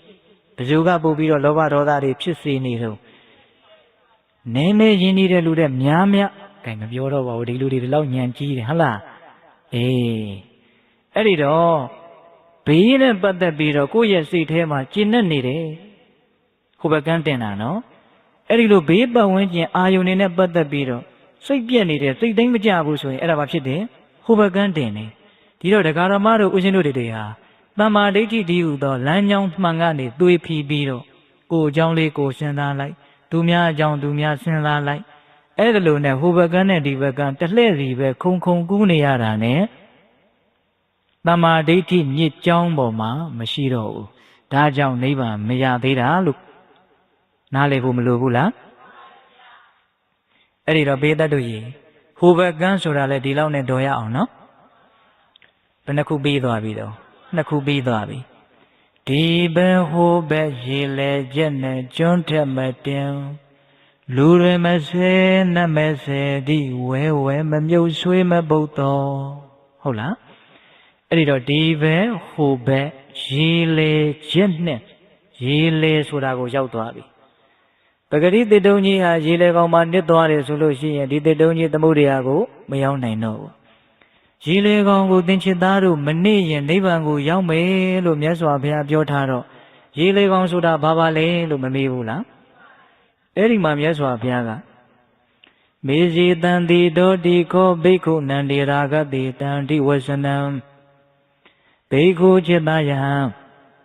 မေဇီတံတိတောတိရေလေကောင်မှာနစ်တယ်ဆိုသောဣတံဤမည်ဒီကနန္ဒီရာဂတဆွဲမဲ့ခြင်းယာကတရားရဲ့အတိဝဆနံနာမည်ပါပေသည်တေတုံကြီးရေလေနစ်တလူမျိုးဒကာရမတို့ဦးဇင်းတို့တွေရံဖန်ရခါရေလေမှာနစ်ကြတယ်တဲ့အဲ့ဒီရေလေမှာနစ်တယ်ဆိုတဲ့အဓိပ္ပာယ်ကဘာပြောတာလဲဆိုတော့နန္ဒီရာဂလို့ဆိုရတယ်လူချင်းမမောဆွဲလန်းတန်းတခြင်းဆိုတဲ့တရားကိုကောက်လိုက်ရင်လောဘကိုကောက်ရတယ်နန္ဒီရာဂရဲ့အမည်တဲ့ရေလေမှာနစ်တယ်ဆိုတာမိတ္တရဟိုဘကန်းဒီဘကန်းတင်တယ်ဆိုတဲ့နေရာမှာလဲလောဘရဲ့သဘောလေးကိုနည်းနည်းမပြောခဲ့ဘူးလားအခုဒီမှာရေလေမှာနစ်တယ်ဆိုတော့လည်းပဲလောဘကိုထပ်ပြီးတော့မပြောဘူးလားအရေးကြီးလို့ထပ်ပြီးတော့ပြောတယ်လို့စဉ်းစားမယ်ဆိုစဉ်းစားလို့မရဘူးလားရတယ်အဲ့ဒီတော့ဒီမှာရေလေနစ်တယ်ဟိုဘကန်းတင်တယ်ဆိုတာကြတော့ဒေါသဖြစ်ရင်တော့ဟိုဘကန်းကိုတင်တာပဲနော်အခုဒီနေရာမှာတော့သူကနန္ဒီရာဂကိုကွက်ပြီးတော့ပြောတာကိုပိုင်ဆိုင်သမျှကိုပတ်သက်သမျှတွေနဲ့ပတ်သက်ပြီးတော့စိတ်ထဲမှာဆွဲလန်းတဲ့သဘောတွေးတာတဲ့သဘောတရားဓမ္မတို့ဦးဇင်းတို့ရဲ့တန်တမှာရှိမရှိအချိန်လေးကုန်နေတာဟာဘယ်ပုံစံနဲ့ကုန်တာလဲမေးရင်အဲ့ဒီကိုပိုင်ဆိုင်သမျှပတ်သက်သမျှတွေနဲ့ပတ်သက်ပြီးတော့တွေးရင်တိုးရင်မမောရင်နဲ့ကုန်ကြရတာကိုမမောတယ်ကိုသားသမီးရဲ့အပေါ်မှာမမောတယ်ပိုင်ဆိုင်မှုပစ္စည်းတွေအပေါ်မှာမမောတယ်မရှိဘူးလားအဲ့ဒီမမောမှုမှန်သမျှတွေအဲ့ဒါနန္ဒီရာဂပဲတွေးလိုက်ရင်အဲ့ဒါနဲ့လွတ်ပြီးတော့တွေးတဲ့အတွေးဆိုတာအင်မတန်ရှားပါလေဗျဟုတ်လားအဲ့ဒီတော့ဒကာဓမ္မတို့ဦးဇင်းတို့ရဲ့ဘဝဟာနန္ဒီရာဂနဲ့အချိန်ကုန်ရတာအင်မတန်များတယ်ကိုယ့်ရဲ့ဆွဲလန်းမှုဘလောက်ကြီးတယ်မကြီးဘူးဆိုတာကိုသိကျင်တယ်ဆိုလို့ရှိရင်အဲ့ဒီဆွဲလန်းမှုတန်ရောပင်ဂျိုးဟာဘလောက်ခိုင်မာတယ်မခိုင်မာဘူးလို့သိကျင်တယ်ဆိုလို့ရှိရင်ကိုဆွဲလန်းထားတဲ့အရာတွေနဲ့စိတ်ကူးကလေးနဲ့နည်းနည်းလောက်ခွဲကြည့်ဒါဦးဇင်းတွေးမိတာလေးပြောတာနော်ကိုယ့်ရဲ့တန်ရောစဉ်ကျိုးရဲ့ကိုယ့်ရဲ့နန္ဒီရာဂတွေဘလောက်ဆွဲလန်းတန်းမက်ခိုင်မာအမြင့်တွယ်နေတယ်လဲဆိုတာကိုသိကျင်တယ်ဆိုရင်ဘာလုပ်ကြည့်ရမလဲနည်းနည်းလောက်ခွဲကြည့်ပါသားရီသမီးတွေရဲ့အပေါ်မှာမဆိုထားနဲ့သက်ရှိတွေရဲ့အပေါ်မှာမဆိုထားနဲ့သက်မဲ့ပစ္စည်းဥစ္စာတွေနဲ့လောက်နည်းနည်းလောက်ခွဲကြည့်အဓိပ္ပာယ်မရှိဘဲနဲ့ငွေ1000လောက်စိတ်ကူးနဲ့ကုန်ကြည့်စမ်းပါဘလို့ခံစားရလဲဒကမာကြီးတွေငွေ1000လောက်အဓိပ္ပာယ်မရှိကုန်ကြည့်စမ်းပါခွဲကြည့်စမ်းပါတက်တာတဲ့သဘောဖြစ်သလားမတက်တာတဲ့သဘောဖြစ်လားမတက်တာကိုဒါနမူနာပဲရှိသေးတယ်နော်ဟုတ်လားအဲ့တော့ဆွဲလန်းနှစ်သက်မှုနန္ဒီရာဂတွေဟာဘလောက်အတိုင်းအတာထိကိုယ့်ဘဝမှာနေရာယူထားသလဲဆိုတာသိဖို့မလိုဘူးလား အဲ့ဒီနန္ဒီရာဂဖြစ်ခြင်းသည်ရေလေမှာနစ်ခြင်းပဲတယ်ရေနစ်တဲ့ခံစားချက်တွေးတောင်မတွေးရဘူးလွတ်လွတ်လပ်လပ်လည်းမရှိဘူးအသက်ရှူလို့မရတော့ဘူးမွန်းကျက်နေပြီဗျဟုတ်လားအဲ့ဒီစွဲမဲ့မှုနန္ဒီရာဂဟာလည်းချင်းအရသာကိုပေးနိုင်တယ်လို့ဦးဇင်းတော်ထင်တာပဲပဂရိတိတုံကြီးဟာမြစ်လေကောင်မှနစ်သွားပြီဆိုရင်သူ့ရဲ့အပေါ်မှာဖုံနေတလဲတွေတဖြည်းဖြည်းနဲ့ပို့ပြီးတော့အပေါ်ကိုပြန်ပေါ်လာဖို့အခွင့်အရေးတော်နည်းသွားတယ်သမုဒ္ဒရာရောက်ဖို့အခွင့်အရေးလည်းတော်နည်းသွားတယ်အဲ့ဒီလိုပဲတရားဓမ္မတို့ဦးဇင်းတို့တွေစွဲမဲ့မှုအားကြီးလာလို့ရှိရင်တဖြည်းဖြည်းနဲ့အပေလေးပါးမှနစ်တက်တယ်လို့အဲ့ဒါလိုပြောတာဟုတ်ရဲ့လားစွဲမဲ့မှုတွေများနေလို့ရှိရင်သူတော်ကောင်းတရားဘက်ကိုလည်းပဲသိပ်ပြီးတော့မလှည့်နိုင်ဘူးလေမိမိရဲ့လွတ်မြောက်ရေးအတွက်မြင့်မြတ်တဲ့ကျင့်စဉ်တွေအတွက်လည်းပဲစိတ်ကူးသိပ်ပြီးတော့မထည့်နိုင်ဘူးလေတဖြည်းဖြည်းနဲ့မြင့်မြတ်ရာနဲ့ကြိုးခိုင်းပြီးတော့ကိုယ်စွဲလန်းမိရာဘက်ကိုစိတ်ဆိုင်ပြီးတော့ရေလေမှာနစ်တဲ့တစ်တုံးတုံးလိုသမုဒ္ဒရာနဲ့ဝေးသွားသလိုမျိုးတရားဓမ္မတို့ဦးဇင်းတို့ရဲ့ဘဝဟာလည်းနိဗ္ဗာန်နဲ့ဝေးသွားတတ်တယ်ဒါကြောင့်မြတ်စွာဘုရားကရေလေမှာနစ်တယ်ဆိုတာနန္ဒီရာဂစွဲမဲ့မှုဖြစ်တာကိုပြောတာတဲ့စွဲမဲ့မှုတွေအရာပေါင်းများစွာရဲ့အပေါ်မှာရှိမနေဘူးလားရှိနေတယ်ဒါကြောင့်မိမိတို့ရဲ့စွဲမဲ့မှုကိုရေလေမှာနစ်တဲ့ခံစားမှုမျိုးတွေးပြီးတော့တို့ရေလေမှာမနစ်အောင်တတ်နိုင်တယ်များကူးခတ်ကြမယ်လို့မစဉ်းစားသင့်ဘူးလားစဉ်းစားသင့်နေဒါနန္ဒီရာဂနဲ့ပတ်သက်ပြီးတော့ချဲ့ထွင်ပြီးတော့မိမိတို့ရဲ့ဉာဏ်နဲ့ကိုယ့်ဟာကိုယ်ပဲစဉ်းစားကြပြီတော့ဟုတ်လားဦးဇင်းကတော့ရှေ့ဆက်ပြောကြရတယ်ရှိသေးလို့ခတ်သွက်ဖယ်သွားမှာနော်ဒီပဲဟိုပဲရေလေချက်နဲ့ကျွန်းထက်မတင်ဘေးသိပဲရောက်သွားပြီကျွန်းထက်မတင်ရောက်သွားပြီပဂရိတိတုံကြီးဒီတောင်ပေါ်မှာကျွန်းပေါ်မှာတင်နေတယ်ဆိုရင်သမုဒ္ဒရာရောက်ဖို့အတွက်အတားအဆီးတစ်ခုကျုံနေပြန်ပါပြီသဒုဋ္ဌာမြောက်အတားအဆီးအဲ့ဒါလိုပဲတရားဓမ္မတို့ဦးဇင်းတို့ရဲ့ဘဝမှာလည်းပဲကျွန်းပေါ်မှာတင်တယ်တောင်ပေါ်မှာတင်တယ်ကြီးကုန်းပေါ်မှာတင်တယ်ဆိုတဲ့တင်ခြင်းမျိုးတွေရှိပါတယ်တဲ့အဲ့ဒါဘာပြောတာလဲဆိုတော့ဒလီဥဒ္ဒါဒေါတိခောဘိက္ခုအတမိမာနတေတံဒီဝဇနံဘိက္ခုจิตယဒလီဥဒ္ဒါဒေါတိကျွန်းပေါ်မှာတင်တယ်တောင်ပေါ်မှာတင်တယ်ဆိုတဲ့ဣဒံဤမည်ဒီကအတမိမာနတငါတကားလို့ထောင်လွှားခြင်းမာနတရားရဲ့အတိဝဇနံနာမည်ပါပြီဒီကျွန်းပေါ်မှာတင်တယ်တောင်ပေါ်မှာတင်တယ်ဆိုတာမာနရဲ့နာမည်တဲ့မာနဖြစ်မိပြီဆိုရင်အဲ့ဒါတောင်ပေါ်မှာတင်တယ်လို့ဆိုရတယ်ပဂရိတိတုံကြီးဒီတောင်ပေါ်မှာတင်နေရင်နိဗ္ဗာန်သမုဒ္ဒရာကိုမရောက်နိုင်တယ်လို့တရားဓမ္မတို့ဦးဇင်းတို့တွေလည်းပဲထင်တလုံးနဲ့ကိုယ့်ကိုယ်သိပြီးတော့အထင်ရောက်နေတယ်ဆိုတဲ့မာနဖြစ်လာရင်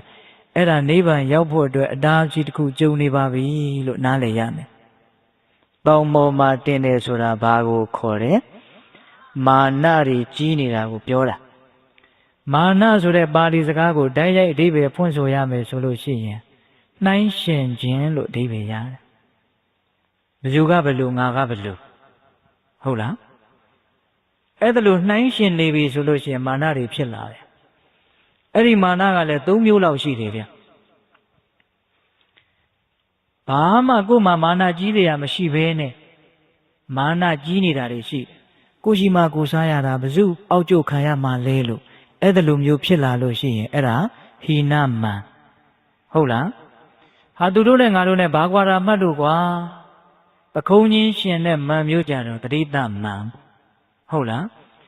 အေးအရာအလုံးသူများတဲ့သားတယ်လို့သူများတဲ့ပိုတက်တယ်ပိုရှိတယ်ပိုသိတယ်ပိုလှတယ်ဆိုရင်လည်းပဲမာနမဖြစ်ဘူးလားအေးအဲ့ဒီလိုမျိုးမာနကြီးတရားရှိလို့ကိုကြီးနေတာမျိုးကြတော့အထက်တန်းကြတဲ့မှန်ဘယ်မှမကောင်းဘူးနှိုင်းရှင်ရတယ်ဆိုတာပင်ပန်းနဲ့လေးလံတယ်ဟုတ်လားဒါကြောင့်မာနကြီးခြင်းသည်တောင်ပေါ်မှာတင်တဲ့တစ်တုံးတုံးသမုဒ္ဒရာနဲ့ဝေးသွားသလိုမျိုးမာနကြီးလာပြီဆိုလို့ရှိရင်အမှန်တရားနဲ့ဝေးတတ်တယ်ငါသိတယ်ငါတက်တယ်ငါကိုဘယ်သူမှလာမပြောနဲ့အသိဉာဏ်ဝင်ဖို့အတွက်တကားပေါက်ကိုအပေပိတ်ထားလိုက်တာနဲ့တူတယ်လို့ထင်တာပဲဟုတ်လားဘာအသိဉာဏ်မှသူ့တန်တာမှာတိုးဖို့မလွယ်တော့ဘူးအရာရာသူကသိနေတာကိုလို့ထင်နေတာဟုတ်လား အဲ့ဒါလိုမျိုးမာမာနတွေကြီးလာပြီဆိုလို့ရှိရင်တရားဓမ္မတို့ဦးဇင်းတို့ရဲ့ဘဝဘယ်ပေါ်မှာတင်းနေပြီပေါင်ပေါ်မှာတင်းနေပြီဦးဇင်းစဉ်းစားမိတာလေးတွေပြောချင်သေးတယ်ဗျာပုထုဇဉ်တွေဟာမာနကြီးလို့သာကြီးနေတာမာနကြီးတွေဟာလည်းအကြောင်းဘာမှမရှိဘူးဘာဖြစ်လို့လဲဆိုတော့စဉ်းစားကြည့်လေရှိလို့မာနကြီးတာလားတက်လို့မာနကြီးတာလားရှိလို့မာနကြီးတယ်တက်လို့မာနကြီးတယ်ဆိုရင်အဲ့ဒီရှိခြင်းအဲ့ဒီတက်ခြင်းတွေကကိုယ်ဘဝရဲ့ပြဿနာတွေအလုံးအခက်ခဲတွေအလုံးကိုတကယ်ဖြေရှင်းပေးနိုင်ပါသလားလို့ဒီမေးခွန်းလေးတစ်ချက်ကိုပဲမေးကြည့်စမ်းပါတုံလှုပ်သွားစေရမယ်တရားဓမ္မတို့ဦးဇင်းတို့ရဲ့ဘဝမှာမဖြေရှင်းနိုင်တဲ့ပြဿနာတွေအခက်ခဲတွေဒုနဲ့တေးရှိနေတယ်ခန္ဓာကိုယ်ကြီးဟာတဖြည်းဖြည်းနဲ့အခြေအနေဆိုးတဲ့ဘက်ကိုသွားနေတာဗျတရားဓမ္မတို့ဦးဇင်းတို့တွေကတတိမထားမိလို့သာပျော်နိုင်ကြတာကိုတဖြည်းဖြည်းနဲ့ကျန်းမာရေးမကောင်းတဲ့ဘက်ကိုသွားနေတာကင်ဆာလိုယောဂမျိုးသွက်ချပါဒလိုယောဂမျိုးပိဋကတို့စိတ်ကူးလေးနဲ့ဖြစ်ကြည့်စမ်းပါအဲ့ဒီအခြေအနေမျိုးမှာအဲ့ဒီအခက်အခဲကိုပြည်လေးလေးကြီးကြီးလင်းလင်းဖြေရှင်းနိုင်တဲ့စိတ်သက်ခွန်အားအည်အသွေးငားမယ်ရှိပြီလားလို့မေးကြည့်ရှိပြီလားမရှိသေးဘူးသေချာပေါက်သေရမယ်အခက်အခဲသေရမယ်ပြဿနာနဲ့လူတိုင်းရင်ဆိုင်ရမယ်အရာအလုံးကိုစွန့်ရမယ်ခွဲရမယ်ခွာရမယ်အနာဂတ်ဘဝတန်တရားဆိုတာဘယ်လိုအရာမှမသိသေးပဲနဲ့ရင်ဆိုင်ရမယ်ဘယ်နေရာကိုရောက်သွားမှမသိဘူးမိမိရဲ့အတွင်းတဏ္ဍာမှာလည်းအပေလေးပါးကိုကြားရောက်နိုင်တဲ့ဓာတ်တတ္တိတွေအပြည့်ရှိနေတယ်ဆိုတာလည်းဒီပိဋကကြီးသိအတိတ်တန်တရားတုန်းကလည်းအပေကြရကြကြောင်းအလုပ်တွေအများကြီးလုပ်ခဲ့တယ်ဆိုတာလည်းသိတယ်အဲ့ဒါလို့တန်တရားရေးမှာလည်းတွေးကြည့်ရင်ဘာမှရင်လေးစရာမရှိသေးတယ်မိမိရဲ့ပြဿနာအခက်အခဲတွေအများကြီးမရှိဘူးလားရှိတယ်အဲ့ဒီတကယ့်ပြဿနာတကယ့်အခက်အခဲတွေကိုကိုယ်ရှိတာလေးနဲ့ရှင်းနိုင်မလားမရှင်းနိုင်ဘူးကိုယ်တက်တာလေးနဲ့အဲ့ဒီပြဿနာတွေကိုရှင်းနိုင်ပြီလားမရှင်းနိုင်ပါဘူးဗျတရားဓမ္မတို့တကယ်စဉ်းစားကြည့်ရင်ရှိတာတွေတက်တာတွေကဖြေရှင်းလို့ရတဲ့ပြဿနာတွေဆိုတာတကယ့်နည်းနည်းလေးဖြေရှင်းလို့မရတဲ့ပြဿနာတွေကအပုံကြီးရှိနေတယ်ဟုတ်လားအဲ့ဒီတော့ဘာနဲ့တူလဲဆိုတော့ပညာရှိကြီးတွေပြောတဲ့စကားတစ်ခွန်းကိုအမှတ်ရပုထုဇဉ်တွေဟာဖားတွေနဲ့အင်မတန်တူတယ်တဲ့ဖားတွေဟာဆောင်းဆောင်းထိုင်တတ်ခါမျှကလေးနဲ့ငါချင်သေးတကားလို့အင်မတန်မန်ဝင်နေတဲ့သူ့မှာချင်သေးနဲ့တူတာဆိုတော့ဘာလေးတစ်ခုပဲရှိဆောင်းဆောင်းကလေးထိုင်တတ်တာအဲ့ဒါနဲ့သူကသူ့ကိုယ်သူဘာထင်နေတယ်ချင်သေးလို့ထင်တာတဲ့ဗျာအဲ့ဒါကြီးကန်းကတဏှာကကြည့်ပြီးတော့သူ့ကိုထိုးတုပ်သွားပြီဆိုတော့မှပြည့်ညက်နဲ့အော်တယ်တဲ့ခုပုထုဇဉ်တွေလည်းအဲ့ဒီတိုင်းပဲ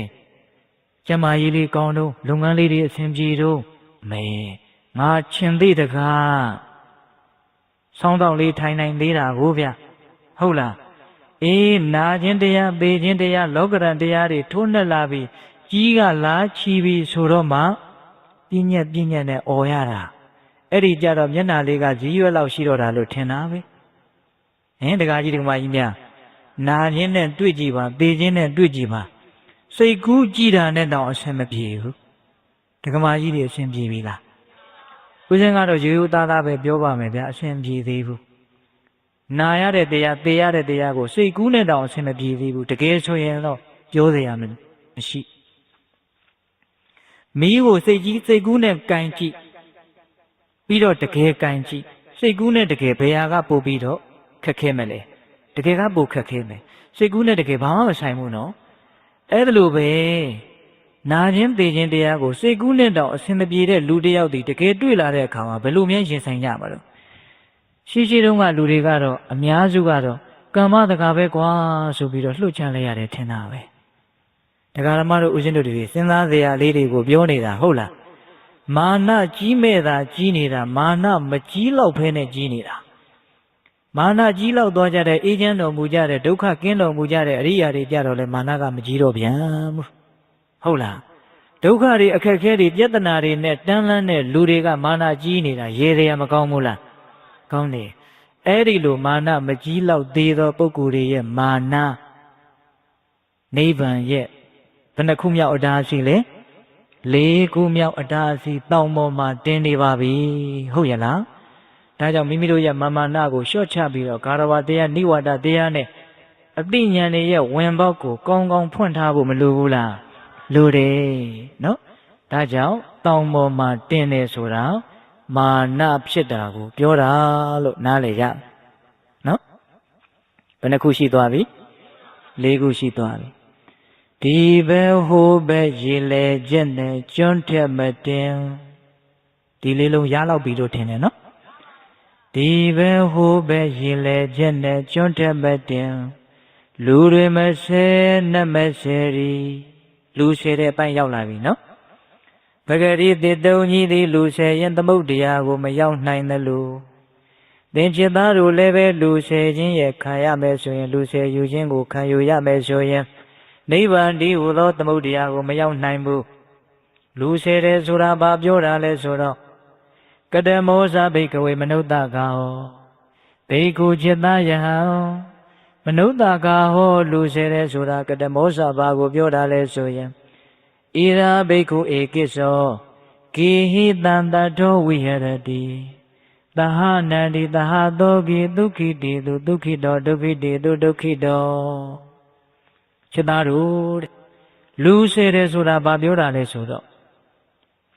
ဟောဒီသာသနာတော်မြတ်ကြီးမှာတချို့သောယဟန်တွေဟာ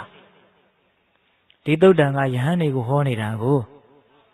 ယဟန်တွေကိုဦးစားပေးပြီးတော့အဓိကထားပြီးတော့ပြောနေတာဆိုတော့ယဟန်တွေနဲ့ပတ်သက်တာကိုပဲဦးစားပေးပြီးတော့ပြောတာလူတွေနဲ့သက်ဆိုင်တယ်ဆိုတာလဲနောက်နာကြတော့ဦးဇင်းနဲ့ရှင်းပြပါမယ်လူဆဲတယ်ဆိုတာဘာပြောတာလဲဆိုတော့ဒီသာသနာတော်မြတ်ကြီးမှာတချို့သောယဟန်တွေဟာဣရာဘိက္ခုဧကေသောကိဟိတံတတောဝိဟရတိဧကေသောအချို့သောယဟန်တို့သည်ကိဟိတံတတောလူသားတို့နှင့်ယောနောသည်ဟောတိဝိဟရတိဖြစ်၏ဝိဟရတိနေ၏လူတွေနဲ့ယောနောပြီးတော့နေတယ်တဲ့လူတွေကိုပေါင်းတယ်လူတွေနဲ့အင်မတန်ရင်းနှီးတယ်လူတွေနဲ့အင်မတန်ခင်တယ်အဲ့ဒီလိုဆိုတော့ဘာဖြစ်တော့ဆိုတော့တဟနန္ဒီတဟသောကိသဟနန္ဒီအတူတကွဝမ်းမြောက်ရ၏သဟသောကိအတူတကွစိုးရင်ရ၏ဒုက္ခိတေသူဒုက္ခိတောလူတွေချမ်းသာတော့အဲ့ဒီယဟန်ချမ်းသာတဲ့ဒုက္ခိတေသူဒုက္ခိတောလူတွေဆင်းရဲတော့ဆင်းရဲတယ်လူတွေနဲ့အတူတကွဝမ်းသာလူတွေနဲ့အတူတကွဝမ်းနေလူတွေချမ်းသာတော့အဲ့ဒီယဟန်ချမ်းသာလူတွေဆင်းရဲတော့အဲ့ဒီယဟန်ဆင်းရဲတာသူ့ရဲ့ချမ်းသာဆင်းရဲဟာလူတွေပေါ်မှာမူတည်နေတာနောက်ယောဘနှိုးပါများလာတော့လူတွေရဲ့အမှုကိစ္စကိုတောင်မှဆောင်ရွက်ပေးရတဲ့ရိုင်းရိုင်းပြောရရင်လူတွေခိုင်းတာစေတာကိုခံရတဲ့ဘဝမျိုးကိုတောင်ရောက်သွားတယ်တဲ့ဒီခေတ်ကြီးမှာဒီလိုရဟန်းနေမရှိဘူးလားရှေးခေတ်ကြီးတုန်းကလည်းရှိခဲ့တာပါပဲအဲ့ဒီတော့လူတွေနဲ့ယောဘနှိုးပါများတော့လူတွေရဲ့ခံစားချက်တွေကူးဆက်ပြီးတော့အစကတော့ကရုဏာတွေဘာတွေလည်းဖြစ်မှာပေါ့ဗျာနောက်တော့လူတွေရဲ့အကြောင်းအရာတွေကခေါင်းထဲမှာအများကြီးနေရာဝင်ယူပြီးတော့လူတွေတွေးပြီးတော့လူတွေနဲ့အင်မတန်နှိစက်ပြီးတော့အတူတကွဝမ်းသာဆင်းရဲတွေဖြစ်ကုန်တော့မူရင်းရည်ရွယ်ချက်ဖြစ်တဲ့မြင့်မြတ်သောအကျင့်ကိုကျင့်ပြီးတော့တန်တရားဝတ်ကလွတ်အောင်ယုံမယ်ဆိုတဲ့မူလဗရဏရည်ရွယ်ချက်တွေပျက်စီးသွားရောအဲ့ဒီယဟန်လူစေခံရတာတဲ့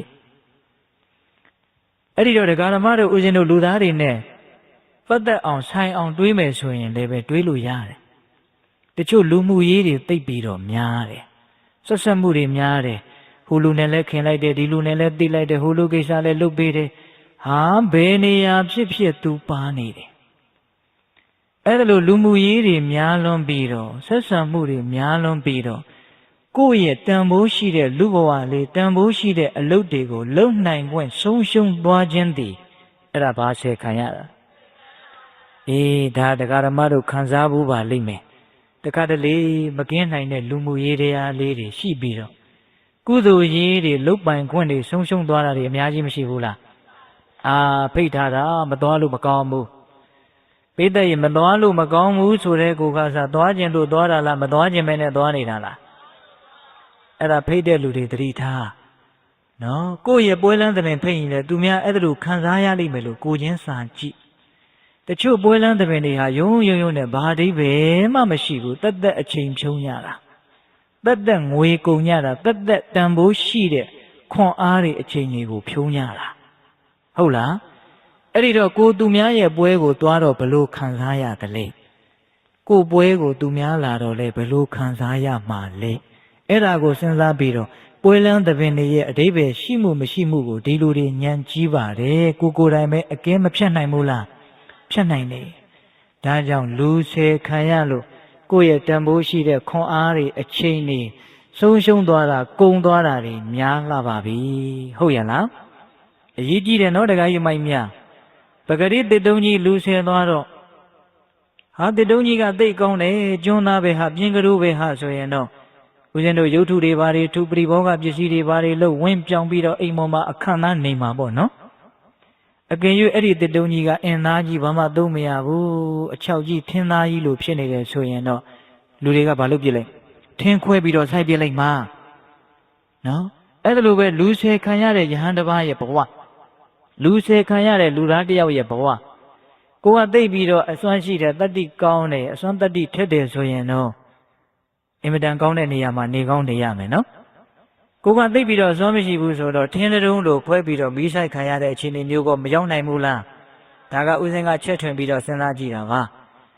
အဲ့ဒီတော့ပရိဘောဂပစ္စည်းပဲဖြစ်ဖြစ်ထင်းခွဲပြီးတော့စိုက်ခံရတယ်ပဲဆိုဒီတစ်တုံးကြီးသမုဒ္ဒရာကိုမရောက်တာတော့သိကြတယ်အဲ့ဒီတော့တချို့လူတွေကဟာငါမပါရင်ဒီပွဲကမပြီးဘူးဟေးလို့ဘဝင်နေနဲ့ကျဉ်းနှံ့ပြီးတော့နေတာကောင်းတော့ကောင်းတယ်လို့ပဲနော်ပရိဘောဂပစ္စည်းဖြစ်တယ်လို့လေးပေါ့ဟုတ်လားထင်းခွဲခံရတဲ့တစ်တုံးနဲ့တော့အဆင့်မြင့်တယ်ပေါ့သို့တော့အဲ့ဒီသို့တော့ကထိတ်လန့်တယ်ကောင်းတယ်အခွင့်အရေးတွေနိဗ္ဗာန်ရောက်နိုင်တဲ့အခွင့်အရေးတွေဆုံးရှုံးသွားတာချင်းတော့အတူတူပါပဲဗျဟုတ်လားအဲ့ဒီတော့လူဆယ်ခံရတာနဲ့ပတ်သက်ပြီးတော့ပြောမယ်ဆိုရင်ပြောလို့ဆုံးမမလားမဆုံးဘူးတရားလေးတွေကိုတကယ့်ဘဝမှာချပြီးတော့တွေးတတ်ဖို့လိုတယ်သိတတ်ဖို့လိုတယ်ဟုတ်ရဲ့လားဒါကြောင့်လူဆယ်ခံရခြင်းဆိုတာဘာပြောတာလဲဆိုရင်လူမှုရေးတွေများပြီးတော့ကိုယ်ကိစ္စအရေးကြီးတဲ့ကိစ္စတွေလက်လွတ်သွားတာအဲ့ဒါလူဆယ်ခံရတာနော်ဒါကြောင့်လူဆယ်ခံရတာကိုဦးဇင်းတို့ပိဋကဒီလောက်နဲ့ကျင့်တတ်ရမယ်လူဆယ်ပြီးရင်ပါဆယ်မယ်နတ်ဆယ်မယ်ဒီပဲဟိုးပဲရေလေချက်နဲ့ကျွန်းထက်မတင်လူတွေမဆယ်နတ်မဆယ်ဒီရောက်သွားပြီနတ်ဆယ်သွားတဲ့တစ်တုံးတုံးသမုဒ္ဒရာနဲ့ဝေးသွားသလိုမျိုးနတ်ဆယ်ခံရတဲ့ယဟန်တစ်ပါးနတ်ဆယ်ခံရတဲ့လူသားတစ်ယောက်လည်းပဲနိဗ္ဗာန်နဲ့ဝေးတတ်တယ်နတ်ဆယ်ခံရတယ်ဆိုတာဘာပြောတာလဲဆိုတော့ကတမောဇဘိက္ခုအမနုဿာကာဟောဣရာဘိကဝေဧကိသောအညတရံဒေဝနိကာယံပဏိဒါယဗြဟ္မစရိယံစရတိဘိက္ခုจิตာယဟံအမနုဿာကာဟောနတ်ဆယ်ခံရတယ်ဆိုတာကတမောဇဘာပြောတာလဲဆိုရင်ဣရာဤသာရဏတော်မြတ်ကြီး၌ဧကိသောအချို့သောပုဂ္ဂိုလ်တို့သည်အညတရံဒေဝနိကာယံတစုံတစ်ခုသောနတ်ဗြဟ္မာတို့ရဲ့အဖြစ်ကိုပဏိဒါယတောင်းတလိုခြင်းပြီးတော့ဗြဟ္မစရိယံမြတ်သောကျင့်ကိုစရတိကျင့်သုံးနေတယ်နတ်ဆယ်ခံရတယ်ဆိုတာဘာပြောတာလဲဆိုတော့တချို့သောပုဂ္ဂိုလ်တွေတချို့သောယဟန်တွေတချို့သောလူတွေမြတ်သောအကျင့်ကိုကျင့်တော့ကျင့်နေတာပဲတဲ့ဒါပေမဲ့ဘယ်လိုရည်ရွယ်ချက်နဲ့ကျင့်နေတာလဲဆိုတော့အညတရံဒေဝနိကာယံတစုံတစ်ခုသောနတ်ဒီမြမာရိယအဖြစ်ကိုပဏိဒါယလိုလားတောင်းတပြီးတော့ဗြဟ္မရှိယံမြတ်သောကျင့်ကိုစရတိကျင့်သုံးနေတယ်ဘာကိုလိုချင်လို့ကျင့်နေတာလဲနတ်တို့ဗြဟ္မာတို့ရဲ့အဖြစ်ကိုလိုချင်လို့ကျင့်နေတာတဲ့ဟုတ်ရဲ့လားအဲ့ဒီလိုနတ်တို့ဗြဟ္မာတို့ရဲ့အဖြစ်ကိုလိုချင်လို့အကျင့်မြတ်ကိုကျင့်နေတယ်ဆိုလို့ရှိရင်အဲ့ဒါနတ်ဆယ်ခံရတာပဲတဲ့စဉ်းစားစရာဘာရှိလာလဲဆိုတော့မြတ်သောအကျင့်ကိုကျင့်တော့ကျင့်တာပဲရည်ရွယ်ချက်ကွာသွားတာနဲ့ပန်းတိုင်ကွာသွားတာပန်းတိုင်ကွာသွားတာနဲ့ရောက်ရာဒေတာကွာသွားတာဟုတ်ရဲ့လားနိဗ္ဗာန်ကိုတောင်းတပြီးတော့လုပ်တယ်ဆိုရင်နိဗ္ဗာန်ရမှာပဲနတ်ပြည်ကိုတောင်းတလုပ်တယ်ဆိုရင်နတ်ပြည်ရမှာပဲတချို့အဲ့ဒီအဆင့်တောင်မရှိဘူးဗျာဦးဇင်းတို့တွေးမိတယ်ဒါနတွေပြုတယ်သီလတွေစောင့်တည်တယ်ဘာဝနာတွေပွားတယ်နတ်ပြည်ရောက်ခြင်းတယ်ဆိုတဲ့အဆင့်တောင်မရှိဘူးဗျာဂုံပကာသနာတစ်ခုကိုမျှော်လင့်ပြီးတော့လူသိစေခြင်းနဲ့စိတ်တွေနဲ့လုံနေတာတွေမရှိဘူးလားရံပါရံခါမိမိတို့ကိုယ်၌ကိုပဲအဲ့ဒီအတွေ့တွေဥသိပြီးတော့လုံမိနေတာတွေမရှိဘူးလား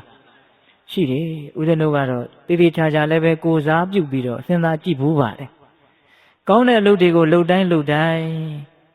နိဗ္ဗာန်ရောက်ချင်လို့စိတ်နဲ့လှုပ်နေတယ်ဆိုဖို့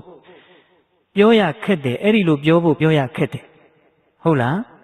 ဂုံတို့ပကာသနာတို့ထင်ရှားစွာသူများသိသိခြင်းနဲ့စိတ်အရေးမရအဖတ်မရနော်တခါကြီးဒီကမကြီးများဒီဂုံတွေဒီပကာသနာတွေဟာတကယ်စင်စစ်မျက်စိနဲ့လည်းမြင်လို့ရတာမဟုတ်စားလို့လည်းရတာမဟုတ်ဒါပေမဲ့အဲ့ဒီကိစ္စကိုရှေ့တန်းတင်ပြီးတော့လှူးနေတဲ့ပုံကိုယ်တွေမရှိဘူးလားတချို့ကပီးထိုးမပေးဘူးဆိုရင်မကျေနပ်ဘူးလှူတဲ့အလှူတောင်ပြန်ရုပ်သိမ်းသွားတာတွေရှိဘလောက်ဆိုးနေတော့နော်ကဲတချို့သီလဆောက်တည်တယ်တချို့ရိတ်သားတွေသွားတယ်စခန်းပွဲတွေသွားတယ်တို့ကဘယ်နှကြိမ်ရှိပြီလို့လက်မထောင်ကျင်တဲ့စိတ်ကလေးတွေတချို့သောပုဂ္ဂိုလ်မှရှိမရှိဗျာကဲနတ်ပြည်ရောက်ချင်တယ်ဆိုတဲ့အဆင့်နဲ့တောင်ဘာဖြစ်နေတယ်နှိမ်ချနေတယ်ဒီတော့ဒကာဓမ္မတို့ဦးဇင်းတို့တွေစဉ်းစားရမယ့်အချက်ကလေးတွေကရည်ရွယ်ချက်မှန်ဖို့လိုတယ်ဆိုတာလေးမြတ်စွာဘုရားကတော့ဒါနပဲပြုသီလပဲစောင့်တည်ဘာဝနာပဲပွားများဒေဝံပတိတာဘိက္ခဝေဒါနံဒါတဗံဒေဝံပတိတဝါဒေဝံမိစ္ဆရတငြိမ်းရမနဲ့နိဗ္ဗာန်ကိုပတိတဝါလိုလားတောင့်တပြီးတော့ဒါနလူဒါနကိုဒါတဗံပြုတိုက်ကုန်၏သီလကိုရခိတဗံဆောင်ထိန်သင်ကုန်၏ဘာဝနာတရားကိုဘာဝေတဗံပွားများတိုက်ကုန်၏ဘာပဲလှုပ်ကောင်းတာလှုပ်တဲ့နေရာမှာလောဘဒေါသမောဟမိတွေငြိမ်းပြီးတော့အေးချမ်းခြင်းအစစ်ငြိမ်းချမ်းခြင်းအစစ်ကိုရပါစေအထောက်ပံ့ဖြစ်ပါစေဆိုတဲ့စိတ်နဲ့ပါလေလုပ်ရမှာအခုတော့နတ်စေခံရတယ်ဆိုတဲ့အဖြစ်ထက်အောက်တန်းကြတယ်ဘာမှရေးရပြောမရတဲ့လောဘရဲ့အလိုကိုလိုက်ပြီးတော့ဂုံပကာသနာရှေ့တန်းတင်ပြီးတော့လုပ်နေတဲ့ကောင်းမှုကုသိုလ်ရှင်တွေလောကကြီးမှာမများဘူးလားအဲ့ဒီထဲမှာမိမိတို့မပါအောင်သဘောထားရမယ်ဟုတ်ရလားဒါကြောင့်နတ်စေတယ်ဆိုတဲ့စကားလေးနဲ့ပတ်သက်ပြီးတော့လည်းပဲတွေးတောကြရတယ်အများကြီးမရှိဘူးလားရှိတယ်ဣတိမံစနောဇာနာတုတိငါဒီလိုလုပ်နေတယ်ဆိုတာလူအပေါင်းတို့သိပါစေဆိုတဲ့စိတ်နဲ့ဗြဟ္မစရိယမြတ်သောကျင့်ကိုနဟုတ်တတိမကျင့်သုံးအပ်ဘူးတဲ့အပီးပြင်းကိုမြတ်စွာဘုရားတားတာဘယ်လိုစိတ်နဲ့မြတ်သောကျင့်ကိုကျင့်ရမှာလဲဆိုတော့စောင့်စည်းနိုင်ခြင်းအလို့ငါ၎င်းပယ်ရှားနိုင်ခြင်းအလို့ငါ၎င်းချုပ်ငြိမ်းဖို့ရအလို့ငါ၎င်းနိဗ္ဗာန်အလို့ငါ၎င်းမြတ်သောကျင့်ကိုကျင့်ရမယ်ဒီလိုသင်ထားတာတွေမရှိဘူးလားမြတ်စွာဘုရားကတော့တိတိကျကျစစ်ဆက်အသေးစိတ်အကုန်သင်ထားတာနော်တရားဓမ္မတို့ဦးဇင်းတို့တွေတကယ်အကျိုးကိုလိုလားတယ်ဆိုရင်ဒါတွေကိုသိမြင်အောင်နားလည်အောင်ဘဟုတုတ္တရှိအောင်လေ့လာပြီးတော့တတ်နိုင်သမျှလိုက်နာဖို့ပဲလိုတယ်မဟုတ်လားဒါကြောင့်နတ်ဆယ်တယ်ဆိုတာဘာပြောတာလဲသဘောပေါက်ကြပြီဟုတ်ရလားတစုံတစ်ခုကနတ်အဖြစ်ကိုလိုလားတောင့်တပြီးတော့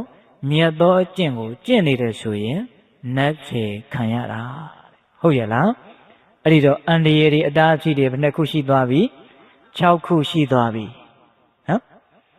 ဒီဘက်ဟိုဘက်ရေလေချက်နဲ့ကျွန်းထက်မတင်လူတွေမဆဲနတ်မဆဲရီဒီရောက်သွားပြီနော်လူတွေမဆဲနတ်မဆဲရီဝဲမမြုပ်ဆွေးမပုတ်တော်သမုတ်ပင်လေရောက်လိမ့်ဒီဝဲမမြုပ်ဝဲထဲမှာခြားလဲခတ်ပြီးတော့တစ်တုံးကြီးမြုပ်သွားမယ်ဆိုလို့ရှိရင်ပဂရိဝဲကိုမျက်စိထဲမှာမြင်ဘူးပြီးသားနော်အဲ့ဒီလိုဆိုရင်အဲ့ဒီတစ်တုံးကြီးဟာသမုဒ္ဒရာကိုမရောက်နိုင်တယ်လို့မျိုးတဖြည်းဖြည်းနဲ့အန္တရာယ်တွေကကြောက်เสียပူကောင်းတဲ့နေရာကိုရောက်လာတယ်နော်ဝဲဆိုတော့ပူကြောက်เสียကောင်းတာပေါ့ဝဲရဲ့သဘောတဘာဝတည်ယုံထွက်ဖို့ခက်တယ်ဆိုတဲ့အဓိပ္ပာယ်တခါတည်းမပါဘူးလားပါတယ်အဲ့ဒီလောက်ဆိုးတဲ့ဝဲတရားဓမ္မတို့ဦးဇင်းတို့ရဲ့ဘဝမှာလည်းပဲဝဲတွေအသီးသီးရှိအဲ့ဒီဝဲမှာမကြာခဏနစ်မြုပ်ရတယ်အဲ့ဒီဝဲကဘာပြောတာလဲဆိုရင်တဲ့အာဝတ္တကာဟောတိခောဘိက္ခုပင်စံနေတံကာမဂုဏနာအဓိဝေရှနံဘိက္ခုจิตယံအာဝတ္တကာဟောတိဝဲမြုပ်တယ်ဆိုတဲ့ဧတံဤအမည်တွေကပင်စံနံ6ပါးကုန်သောကာမဂုဏနာကာမဂုဏ်တရားတို့ရဲ့အဓိဝေရှနနာမည်ပေ ပြင်စနာ၅ပါးကုန်သောကာမဂုဏနာကာမဂုဏ်တရားတို့ရဲ့တိဝေစနာနာမည်ပေသည်အာယုံ၅ပါးကာမဂုဏ်တရားလို့ဒီပိသက်ကြီးနားထဲမှာရိုးနေအောင်ဤနေအောင်ကြားဖို့တယ်နော်အရှင်အတန်အနံအရသာအတွေ့အထိလိုလားနှစ်သက်ဖွယ်အဲ့ဒီအာယုံ၅ပါးသည်ဒီသုတ်တံဒေသနာတော်မှာဝဲလို့မြတ်စွာဘုရားနာမည်တက်တယ်ပဂတိဝဲသည်သူ့ဆက်ကွန်းထဲကိုဝင်မိတယ်ဆိုလို့ရှိရင်ယုံထွက်ဖို့မခက်ဘူးလားတဖြည်းဖြည်းနဲ့ဝဲရဲ့ဗဟိုချက်ကိုရောက်ပြီးတော့နှိမ့်ပြီးတော့နောက်ဆုံးစုပ်ပြီးတော့မြုပ်သွားတယ်မြန်ပေါ်လာဖို့ဘလောက်ခက်သွားလဲအကြီးအကျယ်ခက်သွားတယ်ဟုတ်လားအဲ့ဒါလိုပဲကာမဂုဏ်၅ပါးကိုစွန့်မဲ့မိပြီဆိုလို့ရှိရင်အရှင်ကိုပဲဖြစ်ဖြစ်အတန်ကိုပဲဖြစ်ဖြစ်စကားလေးတစ်ခုရှိတယ်ဗျစမိရင်ဆွဲတယ်တဲ့အင်မတန်မှန်တာပဲအာယုံတစ်ခုခုကိုစပြီးတော့ကြိုက်မိပြီဆိုလို့ရှိရင်နောက်ထပ်ဒုတိယအကြိမ်ထပ်တန်းတာတယ်ဒုတိယအကြိမ်ပြီးရင်တတိယအကြိမ်တချို့အရာတွေကိုအကြိမ်ပေါင်းဘလောက်မိမိတို့မမောခဲ့ပြီးပြီလေတခါလာလဲဒီနာတခါလာလဲဒီနာပဲရစ်သည်နဲ့မထွက်နိုင်ဘူးဒီပိဋကသဘောပေါက်တယ်နော်မနေ့တုန်းကလည်းဘယ်လိုအာယုံနဲ့နေခဲ့တာလဲဒီအာယုံနဲ့နေခဲ့တာပဲမနှစ်တုန်းကလည်းပဲဒီအာယုံနဲ့နေခဲ့တာပဲအရင်ဘဝတုန်းကလည်းပဲနောက်ဘဝကြရင်ကိုဒီနာကခွာနိုင်သလားမခွာနိုင်ဘူးဗျငါယုံပင်အစုခင်မှုနဲ့နေကုန်နေယခုမိဘုံလိုတွေ့မဲ့ကြုံစခန်းကြားဘူးတယ်မို့လားဒီတေးတဲ့လေလေဒီစတော်ကြီးရေးကြတာလေငါအာယုံပင်အစုခင်မှုနဲ့နေကုန်နေယခုမိဘုံလိုတွေ့မဲ့ကြုံစခန်းပေလေးဝသောကဘုံမှာမျောရယုံရှိတော့ကမန်းအာယုံ၅ပါးကိုဘင်နဲ့မစင်နဲ့နှိုင်းပြီးတော့ခြေတော်ကြီးကရေးတာအဲ့ဒါတွေကိုပဲခင်မင်းနေတာနဲ့အချိန်ကုန်ပြီးတော့ဒကာဓမ္မတို့ဦးဇင်းတို့တွေဟာတဖြည်းဖြည်းနဲ့အကျင့်မြတ်နဲ့ဝေးဝေးပြီးတော့အပင်လေးပါးကိုရောက်ကြောင်းကာယကံမှုဝစီကံမှုမနောကံမှုတွေပြုတ်ပြီးတော့နောက်ဆုံးဘဝဇတ်သိမ့်မလှမပဖြစ်တတ်တယ်လို့ဒါပြောတာငါယုံပင်အစုခင်မှုနဲ့နေကုန်နေယခုမေဘုံလိုတွေ့မဲ့ကြုံစကံပဲလေးဝသောကဘုံမှာမျောရယုံရှိတော့ကမန်းအဝီရိတောင်းအငူမှာကောင်းမဲ့ပြူစရန်နေအရှိနေမြလန်းကိုလာနေမျောစံနင့်ကိုဒီတနာထင်လင်းရဲ့နဲ့နေဖြင့်ဘုရတ္တဘူ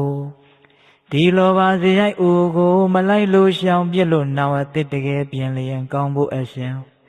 ခွင်သာကြိုက်ကမှာမလိုက်ခြင်းလျက်အမိုက်နှင့်ပြင်ရှိသေးလေလိမ့်လား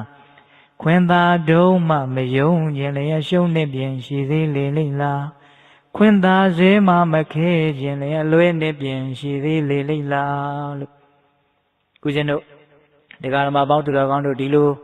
အနှစ်သာရရှိတာလေးတွေကိုရွတ်ပြီးတော့နေရတယ်ဆိုရင်မိမိတို့ရဲ့စိတ်ဟာမြင့်မြတ်တဲ့အာယုံမှာမတည်နိုင်ဘူးလားတည်နိုင်တယ်ဗျဟုတ်လားဒါကြောင့်ကာမဂုဏ်ဆိုတာဝဲနဲ့တူတယ်တဖြည်းဖြည်းနဲ့အလဲဗဟိုချက်ကိုစုပြီးတော့နစ်သွားရင်တဖြည်းဖြည်းနဲ့အောက်ကျတဲ့ဘဝကိုရောက်ပြီးတော့ဒီစက်ပွင့်ကလွတ်ကင်းအောင်မယုံနိုင်မဲနဲ့ကိုယ့်ရဲ့အနှစ်သာရရှိတဲ့အလုပ်တွေနဲ့ဝေးသွားတဲ့သဘောကိုဆွဲသွားတဲ့သဘောမရှိဘူးလားကာမဆိုတဲ့ဝဲဟာမြင့်မြတ်တဲ့အလုပ်နဲ့ဝေးရာကိုဆွဲသွားတဲ့သဘောရှိသူ့နေရာကိုရောက်သွားပြီဆိုရင်လည်းပြန်ထွက်ဖို့ခက်တယ်နော်တခါယူမိုင်းများဒါကြောင့်ကာမဝဲကိုလွတ်အောင်ရှောင်ဖို့မလိုဘူးလားလိုတယ်ပြောလို့လားပြောရတာနော်အဲ့ဒီတည်းပဲအချင်းကုန်နေတာများနေတယ်တူကိုနော်အဲ့ဒါလည်းကိုအချင်းကုန်တော့ကိုကိစ္စလေးတွေဆုံးရှုံးသွားတာပေါ့ဗျာအာရမဏငါကာမဤယတခန္ဓာကာမသာတို့ဖမ်းများကာလတဘဝလုံးတဏှာကြည်ကြုံမတော်လမ်းမဲသံဃာမလုတ်တငုံဖြင့်သုံးလျာစေဖြစ်ခဲ့အပိုင်မလွန်နိုင်ကြောင်းသားတိုင်မြေရောက်တည်တွမြောက်လီမဖောက်မပြန်ကြုံရိုးမှန်၍နိရန္တရာကိုကိစ္စကိုစိတ်ကပဲ၍မအောင်မေသာကြုံလေကြုံလာကြုံမူရာနှင့်တဏှာလိုစုအရှင်းမှု၌မပြုမနေမရကြသည်ဒီရောမြေတွင်မူတင်းလင်းနဲ့ဆင်းရသည်သာလက်မကွာရှင်စောတော်တုန်းကလေဒီစလိုဖရာကြီးရဲ့အဆုံးအမ အခုဟာကမန်လေစတော်ကြီးရဲ့အဆုံးအမဟုတ်လားတစ်ခေါက်တော့ပြန်သားထောင်ကြည့်အင်မတန်ကောင်းတယ်ဗျအာရမဏငါကာမဤယတခံစားကာမသာတုဖံမြာကာလတဘဝလုံးတဏှကြီးကြုံမတော်လမ်းမေတဘဝလုံးဒီအာယုံ၅ပါးကိုခံစားပြီးတော့တဏှအရှင်သခင်ကြီးရဲ့ကြေးကြုံအဖြစ်နဲ့ဒီအရှင်သခင်ကိုမတော်လှန်နိုင်ဘဲနဲ့နားလေတယ်နော်ဖံမြာကာလတဘဝလုံးတဏှကြေးကြုံမတော်လမ်းမေသံဃာမလုတ်တငုံငုံဖြင့်သုံးလျာစစ်ဖြစ်ခဲ့အပိုင်ဘလွန်နိုင်ကြောင်းစစ်ပွဲမှာရှုံးတဲ့လူတွေကိုနိုင်တဲ့လူတွေက၃ပန်းဆိုပြီးတော့ဖမ်းသွားတာတွေမရှိဘူးလားအေးအဲ့ဒီစစ်၃ပန်းများလို့မိမိတို့ကိုလည်းပဲတဏှာအရှင်သခင်ကြီးက၃ပန်းလို့ကိုဖမ်းသွားတာအဲ့ဒါကိုသူကတင်စားတာသုံးလျာစစ်ဖြစ်ခဲ့အပိုင်ဘလွန်နိုင်ကြောင်းသားတိုင်းမြေရောက်ဒီတောမြောက်ဒီမဖောက်မပြန်ကျွန်ရိုးမှန်၍ကျွန်ပြုတ်ထားလိုက်တာအဲ့ဒါသားတွေမြေတွေမြစ်တွေတီရီတွတ်တွေရတော့လည်းပဲကိုကအင်မတန်ရိုးသားတဲ့သစ္စာရှိတဲ့ကျွန်ကြီးဖြစ်နေတာဆိုတော့ဘယ်သူအပေါ်မှာသစ္စာရှိတာတော့တဏှာအရှင်သခင်ကြီးရဲ့အပေါ်မှာတရားဓမ္မတို့ဦးဇင်းတို့တွေကသစ္စာရှိနေတာသူပြောရင်ကောင်းကြီးတယ်သူပြောရင်လက်ခံတယ်ဒါပြောတာနော်သားတိုင်းမြေရောက်ဒီတောမြောက်ဒီမဖောက်မပြန်ကျွန်ရိုးမှန်၍အင်မတန်ရိုးသားတဲ့သစ္စာရှိတဲ့ကျွန်ကြီးတစ်ယောက်ပေါ့ဗျာမဖောက်မပြန်ကျွန်ရိုးမှန်၍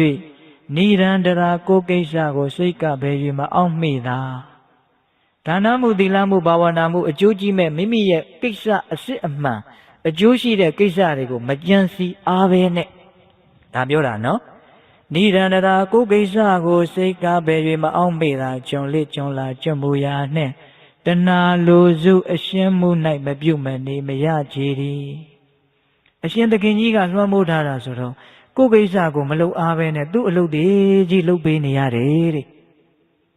ဒီလူတွေနားမဝေးဘူးအကုန်သိတယ်ဟုတ်လားတဏှာလိုစုအရှင်းမှု၌မပြုတ်မနေမရကြည်သည်ဒီသောမြေတွင်မူတင်းလဲနဲ့ရှင်းရသည်သာလက်မကွာရှင်သေတောင်မှသူ့ရဲ့အလုပ်တွေသူ့ကိစ္စတွေတန်းလန်းနဲ့ခေါင်းနဲ့ဆင်းရမယ်တဲ့။တန်ဝေကရမယ်ဆိုရင်တော့ရစရာသိကောင်းတာပေါ့ဟုတ်လား။ဘယ်သူရေးခဲ့တာလဲ။မန်လေဆိုကြီးရေးခဲ့တာဗျဟုတ်လား။ဒါကြောင့်ကာမဒီဟုသောဝဲထဲမှာတဝဲလေလေတရစ်တီတီနဲ့ဒကာဓမ္မတို့ဦးဇင်းတို့တွေနေခဲ့တာတော်ပြီးရောင်ရဲပြီးတင်းတိမ်နေဒီကိစ္စတွေကိုအသာလေးခောက်ထားပြီးတော့မြင့်မြတ်တဲ့ဘက်ခြေလန်းလှဲ့အောင်မယ်ဥဒေအောင်မယ်လို့စိတ်ကသိပ်ပြီးတော့မလာဘူးဟုတ်ရလားသူကလည်းရောင်ရဲတဲ့သဘောတော်ပြီးဆိုတဲ့သဘောကိုဖြစ်စီတယ်ဆိုတာမရှိဘူးဗျဟုတ်ရလားဒါကြောင့်မြတ်စွာဘုရားလက်ထက်ကယဟန်တော်လေးတစ်ပါးရှိတယ်နည်းနည်းလေးပြောလိုက်အောင်မယ်အဲ့ဒါဒီနေ့သူကယဟန်ပြုတ်ပြီးတော့ဒေသစာတွေလှည့်လည်ရင်းနဲ့သူ့ရဲ့ဇာတိရက်မှာကျန်နေတဲ့ဖအေကြီးဖအေတစ်ခုသားတစ်ခုမအေကမရှိတော့အဲ့ဒါဖအေကယောဂအသေးအထံဖြစ်တော့ငါသားလေးဘယ်စီမြဲရောက်နေလဲမသိဘူးအဲ့ဒါနဲ့သူ့ရဲ့ညီတွေရဟန်းတော်ရဲ့ဦးလေးတွေဦးကြီးတွေကိုခေါ်ပြီးတော့ငါတို့ဒီတောင်ကကြောမယ်မထင်ဘူးအဲ့ဒါကြောင့်ငါသားလေးပြန်လာရင်ပေးလိုက်ပါဆိုပြီးတော့သားလေးကိုစုထားတဲ့အဘဗျာတရားအဲ့ဒါလေးကိုဦးကြီးပါကြီးတွေရဲ့လက်ကိုအပ်ပြီးတော့အဲ့ဒီယဟန်တော်လေးရဲ့ခမဲတော်ကြီးကသေသွားတယ်အဲ့ဒါယဟန်တော်လေးကဇာတိရွာရောက်လာတော့ဖေကဒီလိုပဲအဘဗျာတရားသူ့အတွက်ပေးထားပြီးသေသွားတယ်ဆိုတော့ယဟန်တော်လေးကစိတ်မကောင်းဖြစ်ပြီးတော့ဦးလေးတွေကကိုင်းအရှင်ဘုရားအဲ့ဒီအဘဗျာတရားရှင်ဘုရားယူဆိုတော့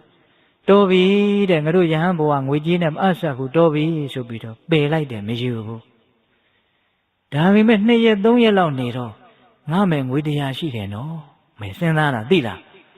အဲ့ဒီငွေတရားကိုအမိပြုတ်ပြီးတော့ငါလူဘဝမှာကောင်းကောင်းနေမယ်ဆိုနေလို့ရတယ်နော်သိတဲ့ရေဝဲတဲ့ကိုသွားပြီးတော့ခြေတော့ကချရက်နေတာကိုဗျ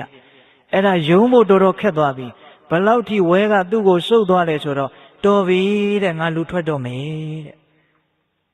အံ့ဩစရာကောင်းလိုက်တာစိုးတော့ကမရကျင်လို့ပယ်ထားတာအဲ့ဒါအလေးအညာနဲ့ပယ်တာမဟုတ်သွေးရိုးသားရိုးတကယ့်ကိုပဲစိတ်သက်အမှန်ကန်ရှိလို့ပယ်ထားတာဒါပေမဲ့သွားပြီးတော့စိတ်ကလေးကူးမိလိုက်တာနဲ့ဘာလို့တော့မှာတဲ့တော့လူထွက်တော့မှာတဲ့အဲ့ဒါနဲ့လူထွက်မယ်လို့စဉ်းစားတော့ဘေးကယဟန်တော်တွေကသိတော့သူ့ကိုမြတ်စွာဘုရားကြီးခေါ်သွားတယ်ရှင်းသားဘာလို့လူထွက်ချင်တော့မှန်လားပါဗျာဘုရားတပည့်တော်အတဗျာတရားရှိတယ်ခင်ဗျအဲ့ဒါအာကိုကလေးနဲ့စိတ်ကူးတွေယဉ်ပြီးတော့မလိမ်မှုတော့အမှန်တိုင်းပြောတာ အဲ့ဒီလိုဆိုတော့မြတ်စွာဘုရားကိုင်းကွယ်ဒီလိုဆိုလို့ရှိရင်မင်းရဲ့အစပြားတရားကဘလောက်မြတ်များလို့တယ်လူဘဝဆိုတာအင်မတန်ခက်ခဲတယ်ရုန်းကန်ရတာအင်မတန်ခက်ခဲတယ်အဲ့တော့จิตသားဘလောက်လောက်မလောက်ဆိုတာငါပြမယ်ဆိုပြီးတော့မြတ်စွာဘုရားကကရုဏာသိကြည်တာဆိုတော့ကိုင်းမင်းလူထွက်ပြီဆိုကြပါစို့ဒီငွေတရားကိုကိုင်းနွားနှစ်ကောင်ဝယ်လိုက်မယ်ကွာဘလောက်ကုန်ပြီဘုရားကအဲ့ဒါလို့จิตသားတဲ့ကြောက်စိတ်ခဲလေးတွေယူခဲ့တယ်ကြောက်စိတ်ခဲလေးတွေယူလာတော့ကိုင်းနွားနှစ်ကောင်အတွက်ဘလောက်ကြောက်စိတ်ခဲလေးတွေချလိုက်တယ်နော်မင်းအိမ်လျှောက်ဖို့ကဘလောက်ကွာမင်းအရေးရဲ့အကြောင်းရဲ့ကျုံးလာတော့တိမ့်ထားဖို့ကဘလောက်မင်းအရေးနှိပြုတ်လို့ဖို့ကဘလောက်ကိုင်းမင်းတရားကုန်ပြီတဲ့မရှိတော့အဲ့တော့မှယဟန်တော်ကမျက်လုံးကျူးသွားတယ်ချစ်သားတဲ့ကာမဆိုတာပြည့်စုံတယ်လုံလောက်တယ်လို့ဘယ်သောခါကာလမှမရှိတခုသောဘဝတော့ငါဘုရားအလောင်းကြီးဟာလက်ပန်းပေါင်းခတ်လိုက်လို့ရှိရင်အသဗျာမိုးတွေရွာသွားသည်အထိတကိုးကြီးခဲ့တဲ့မန္တာတုဆိုတဲ့စัจ जा မင်းကြီးဖြစ်ခဲ့ဘူးတဲ့အဲ့ဒီမှာမန္တာတုဇက်ကိုဟောတယ်ဟောဒီလူတွေကြားဘူးလိမ့်မယ်လို့ထင်တယ်ကြားဘူးလားဦးဇင်းကိုပြောနေခြင်းလို့ပြောတယ်လို့ထင်တာပဲမန္တာတုဇက်တဲ့စัจ जा မင်းကြီးအကြောင်းကြားဘူးပါဗျာဟုတ်လားအဲ့ဒီစัจ जा မင်းကြီးကတိတ်တကိုးကြီးတာလက်ပန်းပေါင်းခတ်လိုက်ရင်ယရနာမိုးရွာတယ်လို့ဆိုတယ်အဲ့ဒါသူကနှစ်ကအသင်ချေရတန်းမှာသူကဖြစ်တာဆိုတော့သူအသက်ကဘလောက်ရှည်သွားတယ်လို့ तू မသိတော့အဲ့ဒီတော့ကာမကိစ္စတွေကတခါလာလဲဒါတခါလာလဲကြည်တခါလာလဲကြတခါလာလဲနန်းစားယိုးလာတော့ကိုင်းကွာအမတ်တင်တဲ့တိုင်မင်းနဲ့လူစည်းတွေကတော့ယိုးပြီအဲ့ဒါနဲ့ရှင်မင်းရတဲ့စัจ जा ယရနာနဲ့စတုမာတဲ့နတ်တွေဆိုတာရှိပါတယ်အဲ့ဒါနဲ့နတ်ပြည်တက်သွားတာနတ်မင်းကြီးလေးပါးကသူတို့စည်းစိမ်ကိုထိုးအပ်တာဗျာအဲ့ဒါလူခန္ဓာကိုယ်နဲ့နတ်စည်းစိမ်ကိုခံစားတယ်လို့ဆိုတယ်ဘုရားလောင်းကြီးကုသိုလ်ကံကသိကြီးတာဟုတ်ကြားလာတော့စတုမာတဲ့နတ်စည်းစိမ်ကိုလည်းပဲမယောင်ရင်းနိုင်မှုမတင်းနိုင်နဲ့အဲ့ဒါတာဝရိနာနတ်ပြည်ကိုဆက်ပြီးတော့စัจ जा ယရနာနဲ့သွားတယ်တရားမင်းကြီးကကြီးကြိုပြီးတော့တာဝရိနာနတ်ပြည်တဝက်အပ်တယ်တဝက်ပေးတာနော်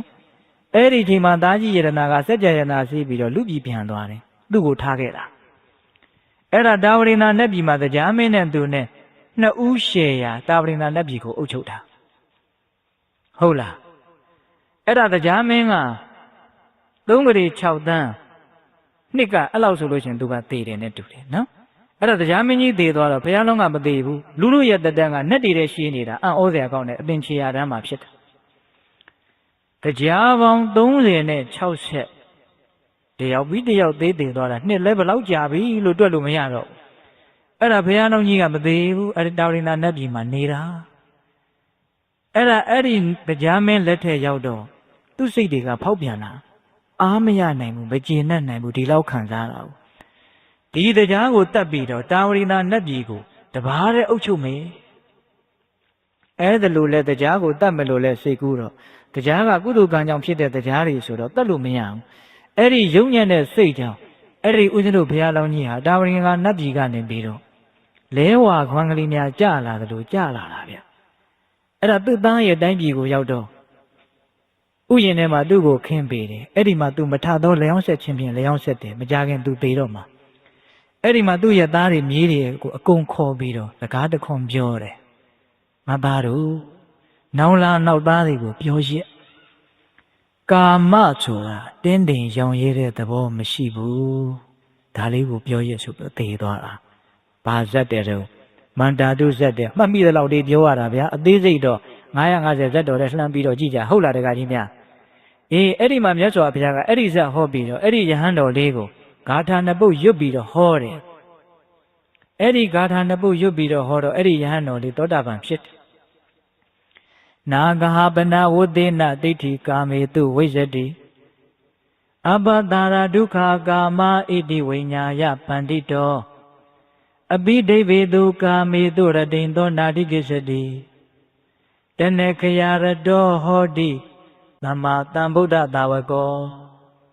ဒီကထာလေးစဉ်းစားရကောင်းတယ်နည်းနည်းလေးနားဆိုင်ကြည့်နော်တခါကြီးများဘိခဝေပေသလေးပါးจิตသားจิตသမီးတို့ကာမေတုကာမတရားတို့၌ကဟပနဝိတေတုအသဗျာမိုးရွာသွန်ဖြိုး၍ပေးပါတော်လည်းပဲကာမေတုကာမတို့၌ဒိဋ္ဌိရောင်ရဲတင်းတင်းနိုင်ခြင်းသည်နဝိဇ္ဇတိမရှိနိုင်ပေ အသဗျာမိုးတွေရွာအောင်တော့ကာမဂုဏ်မှာရောင်ရဲတယ်ဆိုတာမရှိဘူးတဲ့ကာမတို့သည်အပ္ပတရာတာယာဘောယာနေပါလှကြ၏ဒုက္ခဆင်းရဲမှုတွေကသာလည်းများလာကြ၏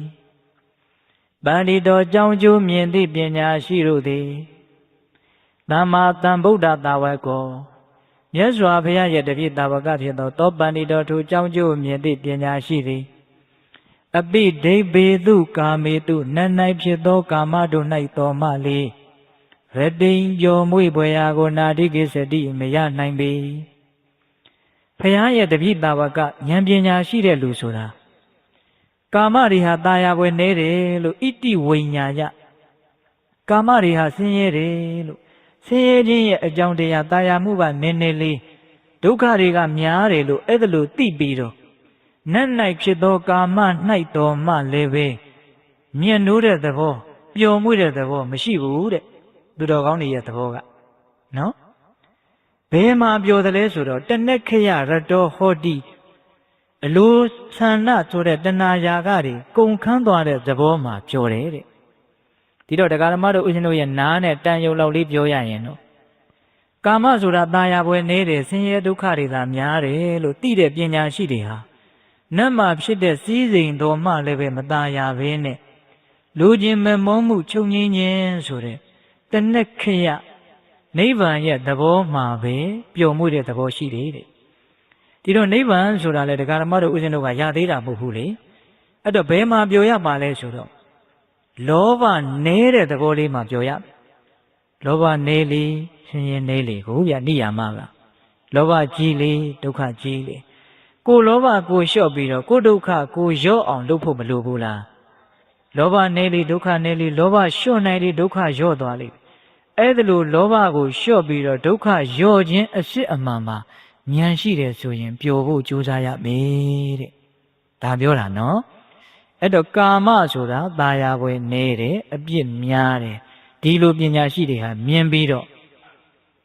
လောဘနေခြင်းမှာဖြစ်တဲ့ချမ်းသာကိုပျော်မွေ့နိုင်အောင်ကြိုးစားရမယ်အဲ့တော့ကာမဆိုတဲ့ဝဲကနေစကားတွေကထွက်လာတာနော်တခါကြီးများအဲ့တော့ကာမဆိုသောဝဲသည်လွတ်မြောက်ဖို့ယုံထွက်ဖို့ဒီစကွန်းနဲ့သက်ဆင်းမိပြီဆိုရင်ယုံထွက်ဖို့ခက်တယ်ဆိုတဲ့အဓိပ္ပာယ်လေးကိုပဲပိဋကပေါင်းသူတော်ကောင်းတို့ကောင်းကောင်းသဘောပေါက်စေခြင်းတဲ့ဆန္ဒဟုတ်လားအဲ့တော့ဦးဇင်းတို့ဝဲမြုပ်ဝဲဆုပ်လို့မြုပ်သွားတဲ့တစ်တုံးတုံးသမုဒ္ဒရာနဲ့ဝေးသလို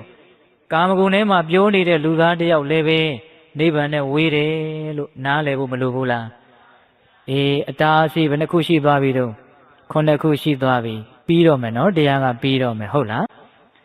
ဒီဘက်ဟိုဘက်ရေလဲကျက်နဲ့ကျွန်းထက်မတင်လူတွေမဆဲနမဆဲဒီဝဲဝဲမမြုပ်ဆွေးမပုတ်တော်သမုတ်ပင်လေရောင်းလိမ့်ဒီပြီးတော့ဆိုပြရမယ်နော်ဒကမာကြီးများအခုဝဲဝဲမမြုပ်ဆွေးမပုတ်တော်ဆိုတာကိုရောက်သွားပြီပဂရိတေတုံကြီးအတင်းကဆွေးပြီးတော့ပုတ်နေပြီဆိုရင်ရေတွေဝင်ပြီးတော့လေးပြီးတော့နစ်မသွားပြီဘူးလားနစ်သွားရင်သမုဒ္ဒရာနဲ့ဝေးပြီဟုတ်လား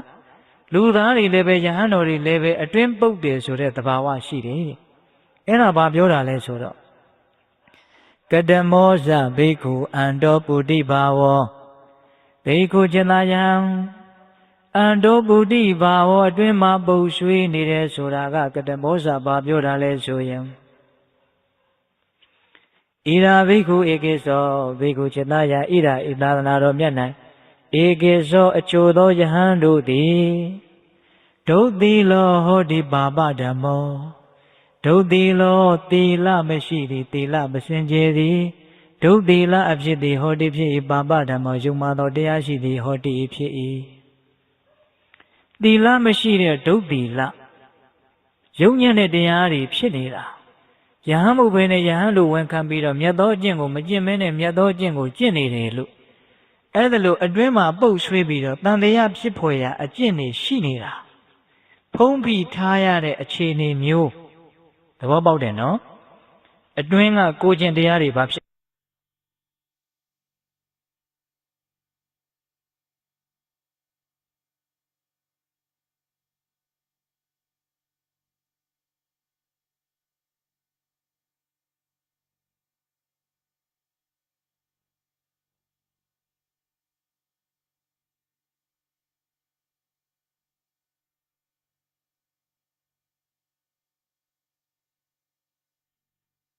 ပြောလို့မရဘူးလားဟုတ်လားသီလရှိသူသည်နိဗ္ဗာန်ကိုကောင်းကောင်းဥတည်နေတယ်သီလမရှိသူသည်နိဗ္ဗာန်နဲ့ဝေးနေတယ်သဘောပေါက်တယ်နော်အဲ့ဒီတော့သီလရဲ့စွန့်ရည်တတ္တိလေးကိုဦးဇင်းတို့ဒီကုန်းချုပ်လေးလေးနက်နက်လေးပြောချင်ပါသေးတယ်ဦးဇင်းတို့မြတ်စွာဘုရားရှင်ကိုတော်မြတ်ကြီးအင်္ဂုတ္တပါဠိတော်မှာစေတနာကရဏီယသုတ်တံဆိုပြီးတော့ဟောထားတာတွေရှိသီလနဲ့ပြည့်စုံလို့ရှိရင်တဲ့နှလုံးမသာမယာဖြစ်ခြင်းဆိုတာတွေကင်းဝေးပြီးတော့စိတ်နှလုံးမှာအင်မတန်ကြည်ကြည်လင်းလင်းသာသာယာယာချမ်းချမ်းမြေ့မြေ့ဖြစ်လာတယ်ဖြစ်ပါစေလို့ဆုတောင်းเสียရမလို့ငါတော့ဘယ်သူမှဒုက္ခရအောင်မလုပ်ဘူးဘယ်သူမှဒုက္ခရအောင်မပြောဘူးငါအပြောကြောင့်ငါအလုပ်ကြောင့်ဘယ်တရားဝါမှဘယ်သက်ရှိမှဒုက္ခမရောက်ဘူးလို့တွေးကြည့်ရင်ကျင့်တတ်เสียမကောင်းဘူးလားသီလရှိရင်စိတ်နှလုံးမသာမယာဖြစ်တာတွေဝေးသွားတယ်အင်မတန်ကြည်လင်ချမ်းသာလာတယ်အဲ့ဒါလို့စိတ်နှလုံးကသာသာယာယာအေးအေးချမ်းချမ်းဖြစ်လာပြီဆိုလို့ရှိရင်ပီတိဖြစ်ပါစေလို့ဆုတောင်းเสียရမလို့ဘူးပီတိအလိုလိုဖြစ်တယ်တိမ်တိမ်တိမ်တိမ်နေစိတ်ထဲမှာကျဉ်တ်တဲ့သဘောငွေပေးဝယ်လို့မရဘူးနော်သီလရှိရင်စိတ်နှလုံးမသာမယာဖြစ်တယ်ဆိုတာမရှိတော့ဘဲနဲ့သာသာယာဖြစ်တယ်ဖြစ်လာရင်ပီတိဖြစ်မယ်ပီတိဖြစ်လာလို့ရှိရင်ပတ္တတိကိုယ်နဲ့စိတ်နဲ့အေးချမ်းပါစေလို့ဆုတောင်းเสียရမလို့အလိုလိုကိုယ်ရဲ့စိတ်တွေဟာအေးချမ်းခြင်းပတ္တတိဖြစ်တယ်သီလရဲ့အကျိုးပေးတွေကိုပြောနေတာနောက်ဘဝအထိစောင့်เสียရမလို့ဘူးအဋိဋ္ဌံကလေးနဲ့စောင့်ကြည့်၅ပါးသီလကိုနော်ငါဘယ်နေ့ကနေဘယ်နေ့ထိလုံးဝမဖောက်เสียရဘူးမပြတ်เสียရဘူးအဲ့ဒါလိုစောင့်ထိန်ကြည့်ပြီးတော့ပြန်စဉ်းစားသီလနုတ္တိလေးရဲ့စီးရင်ကိုခံစားကြည့်ပီတိဖြစ်မယ်ပြီးရင်ပတ္တိဖြစ်မယ်ပတ္တိဖြစ်လာပြီကိုယ်နဲ့နှုတ်ကိုယ်နဲ့စိတ်တွေအေးချမ်းလာပြီဆိုလို့ရှိရင်ဒုက္ခချမ်းသာပါစေလို့တန်တเสียရမလို့ဆူတောင်းเสียရမလို့အလိုလိုချမ်းသာတဲ့စိတ်ထဲမှာချမ်းသာလာလို့ရှိရင်တည်ငြိမ်ပါစေလို့တမာတိကိုတန်တเสียရမလို့စိတ်ချမ်းသာရင်စိတ်ဆိုတာအလိုလိုတည်ငြိမ်လာတာမှန်တယ်ဆင်းရဲရင်လှုပ်ရှားတယ်ချမ်းသာရင်တည်ငြိမ်တယ်စိတ်ချမ်းသာရင်စိတ်ဟာအလိုလိုငြိမ်ကြသွားတာအဲ့ဒီချမ်းသာတဲ့သဘောလေးမှာငြိမ်သွားတာအဲ့ဒီတည်ငြိမ်မှုကိုဘာခေါ်မလဲတမာတိဒုက္ခဖြစ်ရင်တမာတိဖြစ်တယ်နော်တမာတိဖြစ်လို့ရှိရင်ယထာဘူတံဟုတ်သည့်အတိုင်းမှန်သည့်အတိုင်းမြင်ပါစေလို့ဉာဏ်ပညာတွေဖြစ်ပါစေလို့ဆုတောင်းเสียရမလို့ယထာဘူတဉာဏ်အလိုလိုဖြစ်တယ်အားရเสียမကောင်းဘူးလားအေးဟုတ်သည့်အတိုင်းမှန်သည့်အတိုင်းမြင်ပြီးယထာဘူတဉာဏ်ဖြစ်ပြီဆိုလို့ရှိရင်နိဗ္ဗိဒာလောကကြီးကตายရเสียမရှိဘူးလို့အလိုလိုသဘောပေါက်တယ်ဘာမှကောင်းတာမရှိဘူးကောင်းတယ်လို့ထင်တယ်ဆိုတာမာယာထဲမှာမျက်စိလဲသွားတာတကယ်စင်စစ်ကအမှန်တရားကဘာမှအကောင်းမရှိဟုတ်လားအကောင်းမရှိတဲ့သဘောကိုအကောင်းမရှိဘူးလို့သိတာနဲ့တပြိုင်တည်းထဲညင်းငွေတယ်ဆိုတဲ့နိဗ္ဗိဒာဟာဆူတောင်းเสียရလို့သလားမလို့ဘူးအလိုလိုဖြစ်တယ်ဘလဝဝိပဿနာပေါ့နော်ယဉ်သောဝိပဿနာဉာဏ်ပေါ့နိဗ္ဗိဒာဉာဏ်ဆိုတာယထာဘူတကတော့နုသောဝိပဿနာဉာဏ်ပေါ့အဲ့ဒါလိုနိဗ္ဗိဒာဉာဏ်ဖြစ်ပြီဆိုလို့ရှိရင်ဝိရာဂမဲ့ဉာဏ်ဖြစ်ပါစေလို့ဆုတောင်းเสียရမလို့ဘူးသစ္စာလေးပါးကိုသိမြင်တဲ့မဲ့ဉာဏ်အလိုလိုဖြစ်မယ်တဲ့အားရเสียမကောင်းဘူးလားမဲ့ဉာဏ်ဖြစ်လို့ရှိရင်ဝိရာဂပြီးရင်ဝိမု ക്തി လွတ်မြောက်ခြင်းဆိုတဲ့ဖိုဉာဏ်ဖြစ်ပါစေလို့ဆုတောင်းเสียရမလို့ဘူးဝိမု ക്തി ဆိုတဲ့ဖိုဉာဏ်ဖြစ်မယ်ဖိုဉာဏ်ဖြစ်ပြီးရင်ပိဿဝခဏဉာဏ်မဲ့ဉာဏ်ဖိုဉာဏ်နိဗ္ဗာန်တို့ကိုပြန်လဲဆင်ခြင်တဲ့ပေပြီးသားကိလေသာတွေကိုပြန်လဲဆင်ခြင်တဲ့ပိဿဝခဏဉာဏ်ဖြစ်ပါစေလို့ဆုတောင်းเสียရလို့ပိဿဝခဏဉာဏ်အလိုလိုဖြစ်တယ်ပိဋကရဲ့တီလာကနေဆက်ပြီးတော့ဦးဇင်းတို့ဟိုပင်နိယံဘိန်းလေးတွေဆက်ထားတဲ့ဆက်တလုံးလို့ဒီပင်နိယံဘိန်းလေးလေတော့ဟိုဘိန်းလေးလဲဟိုဘိန်းလေးလဲပြီးတော့သဘောပေါက်လားအဲ့ဒါလိုပဲတီလာကိုသာပထမဥစွာလဲပတ်အောင်လုပ်ဖို့မလိုဘူးလားတီလာကောင်းကောင်းလဲပတ်သွားပြီဆိုရင်နောက်ကွင်းဆက်တွေကအလိုလိုလဲပတ်ပြီးတော့နောက်ဆုံးဘယ်ထိရောက်လာမှာမဲ့ဉဏ်ဖိုဉဏ်ပိဿဝခဏဉဏ်အဲ့ဒီထိတောင်ရောက်သွားတယ်တဲ့သီလပြည့်စုံတယ်ဆိုရင်နိဗ္ဗာန်ရတယ်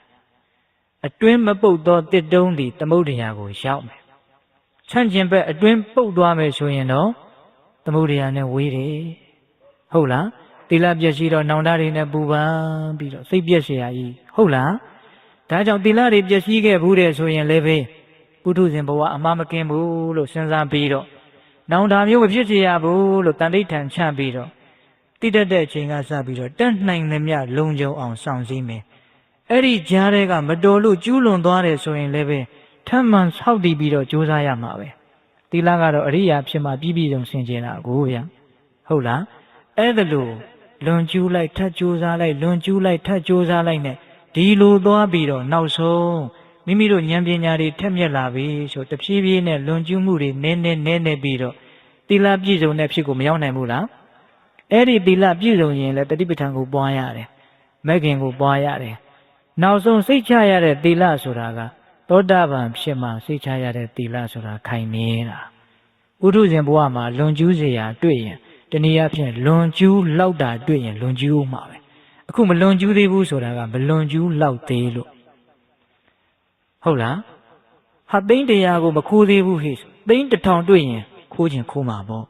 ခိုးလောက်ရင်ခိုးခြင်းခိုးမှာပေါ့ဟုတ်လားဒါပြောတာနော်ဒါကြောင့်သီလဆိုတာကတော့အရိယာဖြစ်မှပြည့်စုံတာသို့တော့ပုထုဇဉ်ဘဝမှာကြိုးစားဖြစ်ပြီးတော့ဘာဝနာတရားတွေနဲ့တွဲပြီးတော့ပွားများပြီးတော့သွားမှသာလင်တစ်ချိန်ချိန်မှာသီလသည်ပြည့်စုံပြီးတော့တကယ်တန်ရှင်းတဲ့ဖြစ်ကိုရောက်သွားမှာဟုတ်လားအေးဒါကြောင့်အတွင်းပုတ်တယ်ဆိုတာဘာပြောတာလဲသီလပြည့်စည်တာကိုပြောတာနော်အဲ့တော့အန္တရာယ်ဘယ်နှချက်ပြီးသွားပြီတော့ရှစ်ချက်ပြီးသွားပြီအတန်ချက်ဆက်ကလည်းကောင်းတယ်ပေးသက်တို့ကလည်းစိတ်ဝင်စားတယ်ဒါကြောင့်ဦးဇင်းတို့တခါမှမဟုတ်ဘူးတဲ့အချိန်မျိုးတောင်ရောက်သွားပြီတဏှာကြီးခွဲပြီးသွားပြီတဏှာကြီးနဲ့35မိနစ်ရှိသွားပြီညောင်းကြပြီလားအေးအတားအဆီး8ခုကုန်သွားပြီနော်အေးနိဗ္ဗာန်ခရီးနဲ့အတားအဆီးများလို့ဦးဇင်းတို့ခေါင်းစဉ်တက်ခဲ့တာနော်အေးအဲ့ဒီလိုအတားအဆီး8ချက်ကိုမြတ်စွာဘုရားဖြေလိုက်တော့အဲ့ဒီယဟန်တော်တွေရဲ့အစွန်မှာတရားနာနေတဲ့နန္ဒဆိုတဲ့နွားကြောင်သားရှိတရားပြီးရမယ်နော်အဲ့ဒီနန္ဒဆိုတဲ့နွားကြောင်သားကမြတ်စွာဘုရားရှိကိုရောက်လာပြီးတော့လက်အုပ်ချီပြီးတော့အရှင်ဘုရားဘုရားတပည့်တော်ကြီးဒီဘက်ကန်းကိုလည်းကတ်လိမ့်မည်မဟုတ်ဟိုဘက်ကန်းကိုလည်းကတ်လိမ့်မည်မဟုတ်ရေလေမှာလည်းနေလိမ့်မည်မဟုတ်ပါဘုရားတောင်ပေါ်မှာလည်းတင်မှာမဟုတ်ပါဘူးဘုရားလူလဲဆယ်မှာနတ်လဲဆယ်မှာမဟုတ်ပါဘူးဘုရားဝဲလဲစုပ်လိမ့်မည်မဟုတ်အတွင်းလဲပုတ်လိမ့်မည်မဟုတ်ပါဘူးဘုရားဒါကြောင့်ဘုရားတပည့်တော်ကိုရှင်အဖြစ်ရန်ဖြစ်ပေးပါနွားကြောင်သားအဲ့ဒီမှာမြတ်စွာဘုရားကจิตသားနန္ဒာသင်ရဲ့နွားတွေကိုပိုင်ရှင်စီသွားအပ်လိုက်အောင်ဘုံကစိတ်ပြီးတော့စိတ်ကထက်တန်နေတာဆိုတော့မြတ်စွာဘုရားတဲ့နွားပေါက်စားလေးတွေကနမကြီးတွေရှိနေတော့နမကြီးတွေကသူ့လန်းသူပြန်ပြီးတော့သူ့ပြန်သွားပါလိမ့်မယ်တရားဘာတော့မအပ်ချင်တော့သွားအပ်လိုက်ပါအောင်ဆိုတော့မှသွားအပ်တယ်ပြီးတော့မှမြတ်စွာဘုရားတွေရောက်လာတော့မြတ်စွာဘုရားကသူ့ကိုရှင်ဖြစ်ရန်အဖြစ်ကိုပြုပေးအဲ့ဒီမှာတရားနှလုံးကျင့်သုံးလို့နန္ဒသည်အာသောကုန်ခန့်တဲ့ယဟန္တာတစ်ပါးဖြစ်တယ်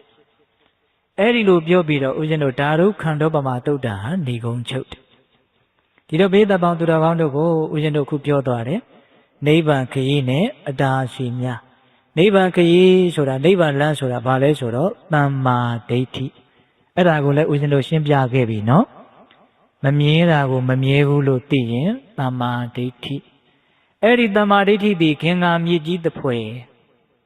ခင်္ဃာမြစ်သည်သမုဒ္ဒရာကိုစီးဆင်းနေတယ်လို့သမ္မာဒိဋ္ဌိသည်နိဗ္ဗာန်ကိုဥတည်နေတယ်ခင်္ဃာမြစ်ပေါ်မှာရှိသောတစ်တုံးသည်သမုဒ္ဒရာကိုတစ်ချိန်ချိန်မှာရောက်လိမ့်မယ်သမ္မာဒိဋ္ဌိဒီဟုသောခင်္ဃာမြစ်ပေါ်မှာဒကာဓမ္မတို့ဦးဇင်းတို့တွေပွားများသောအဖြစ်ရှိနေမယ်ဆိုရင်နိဗ္ဗာန်ကိုတစ်ချိန်ချိန်မှာရောက်လိမ့်မယ်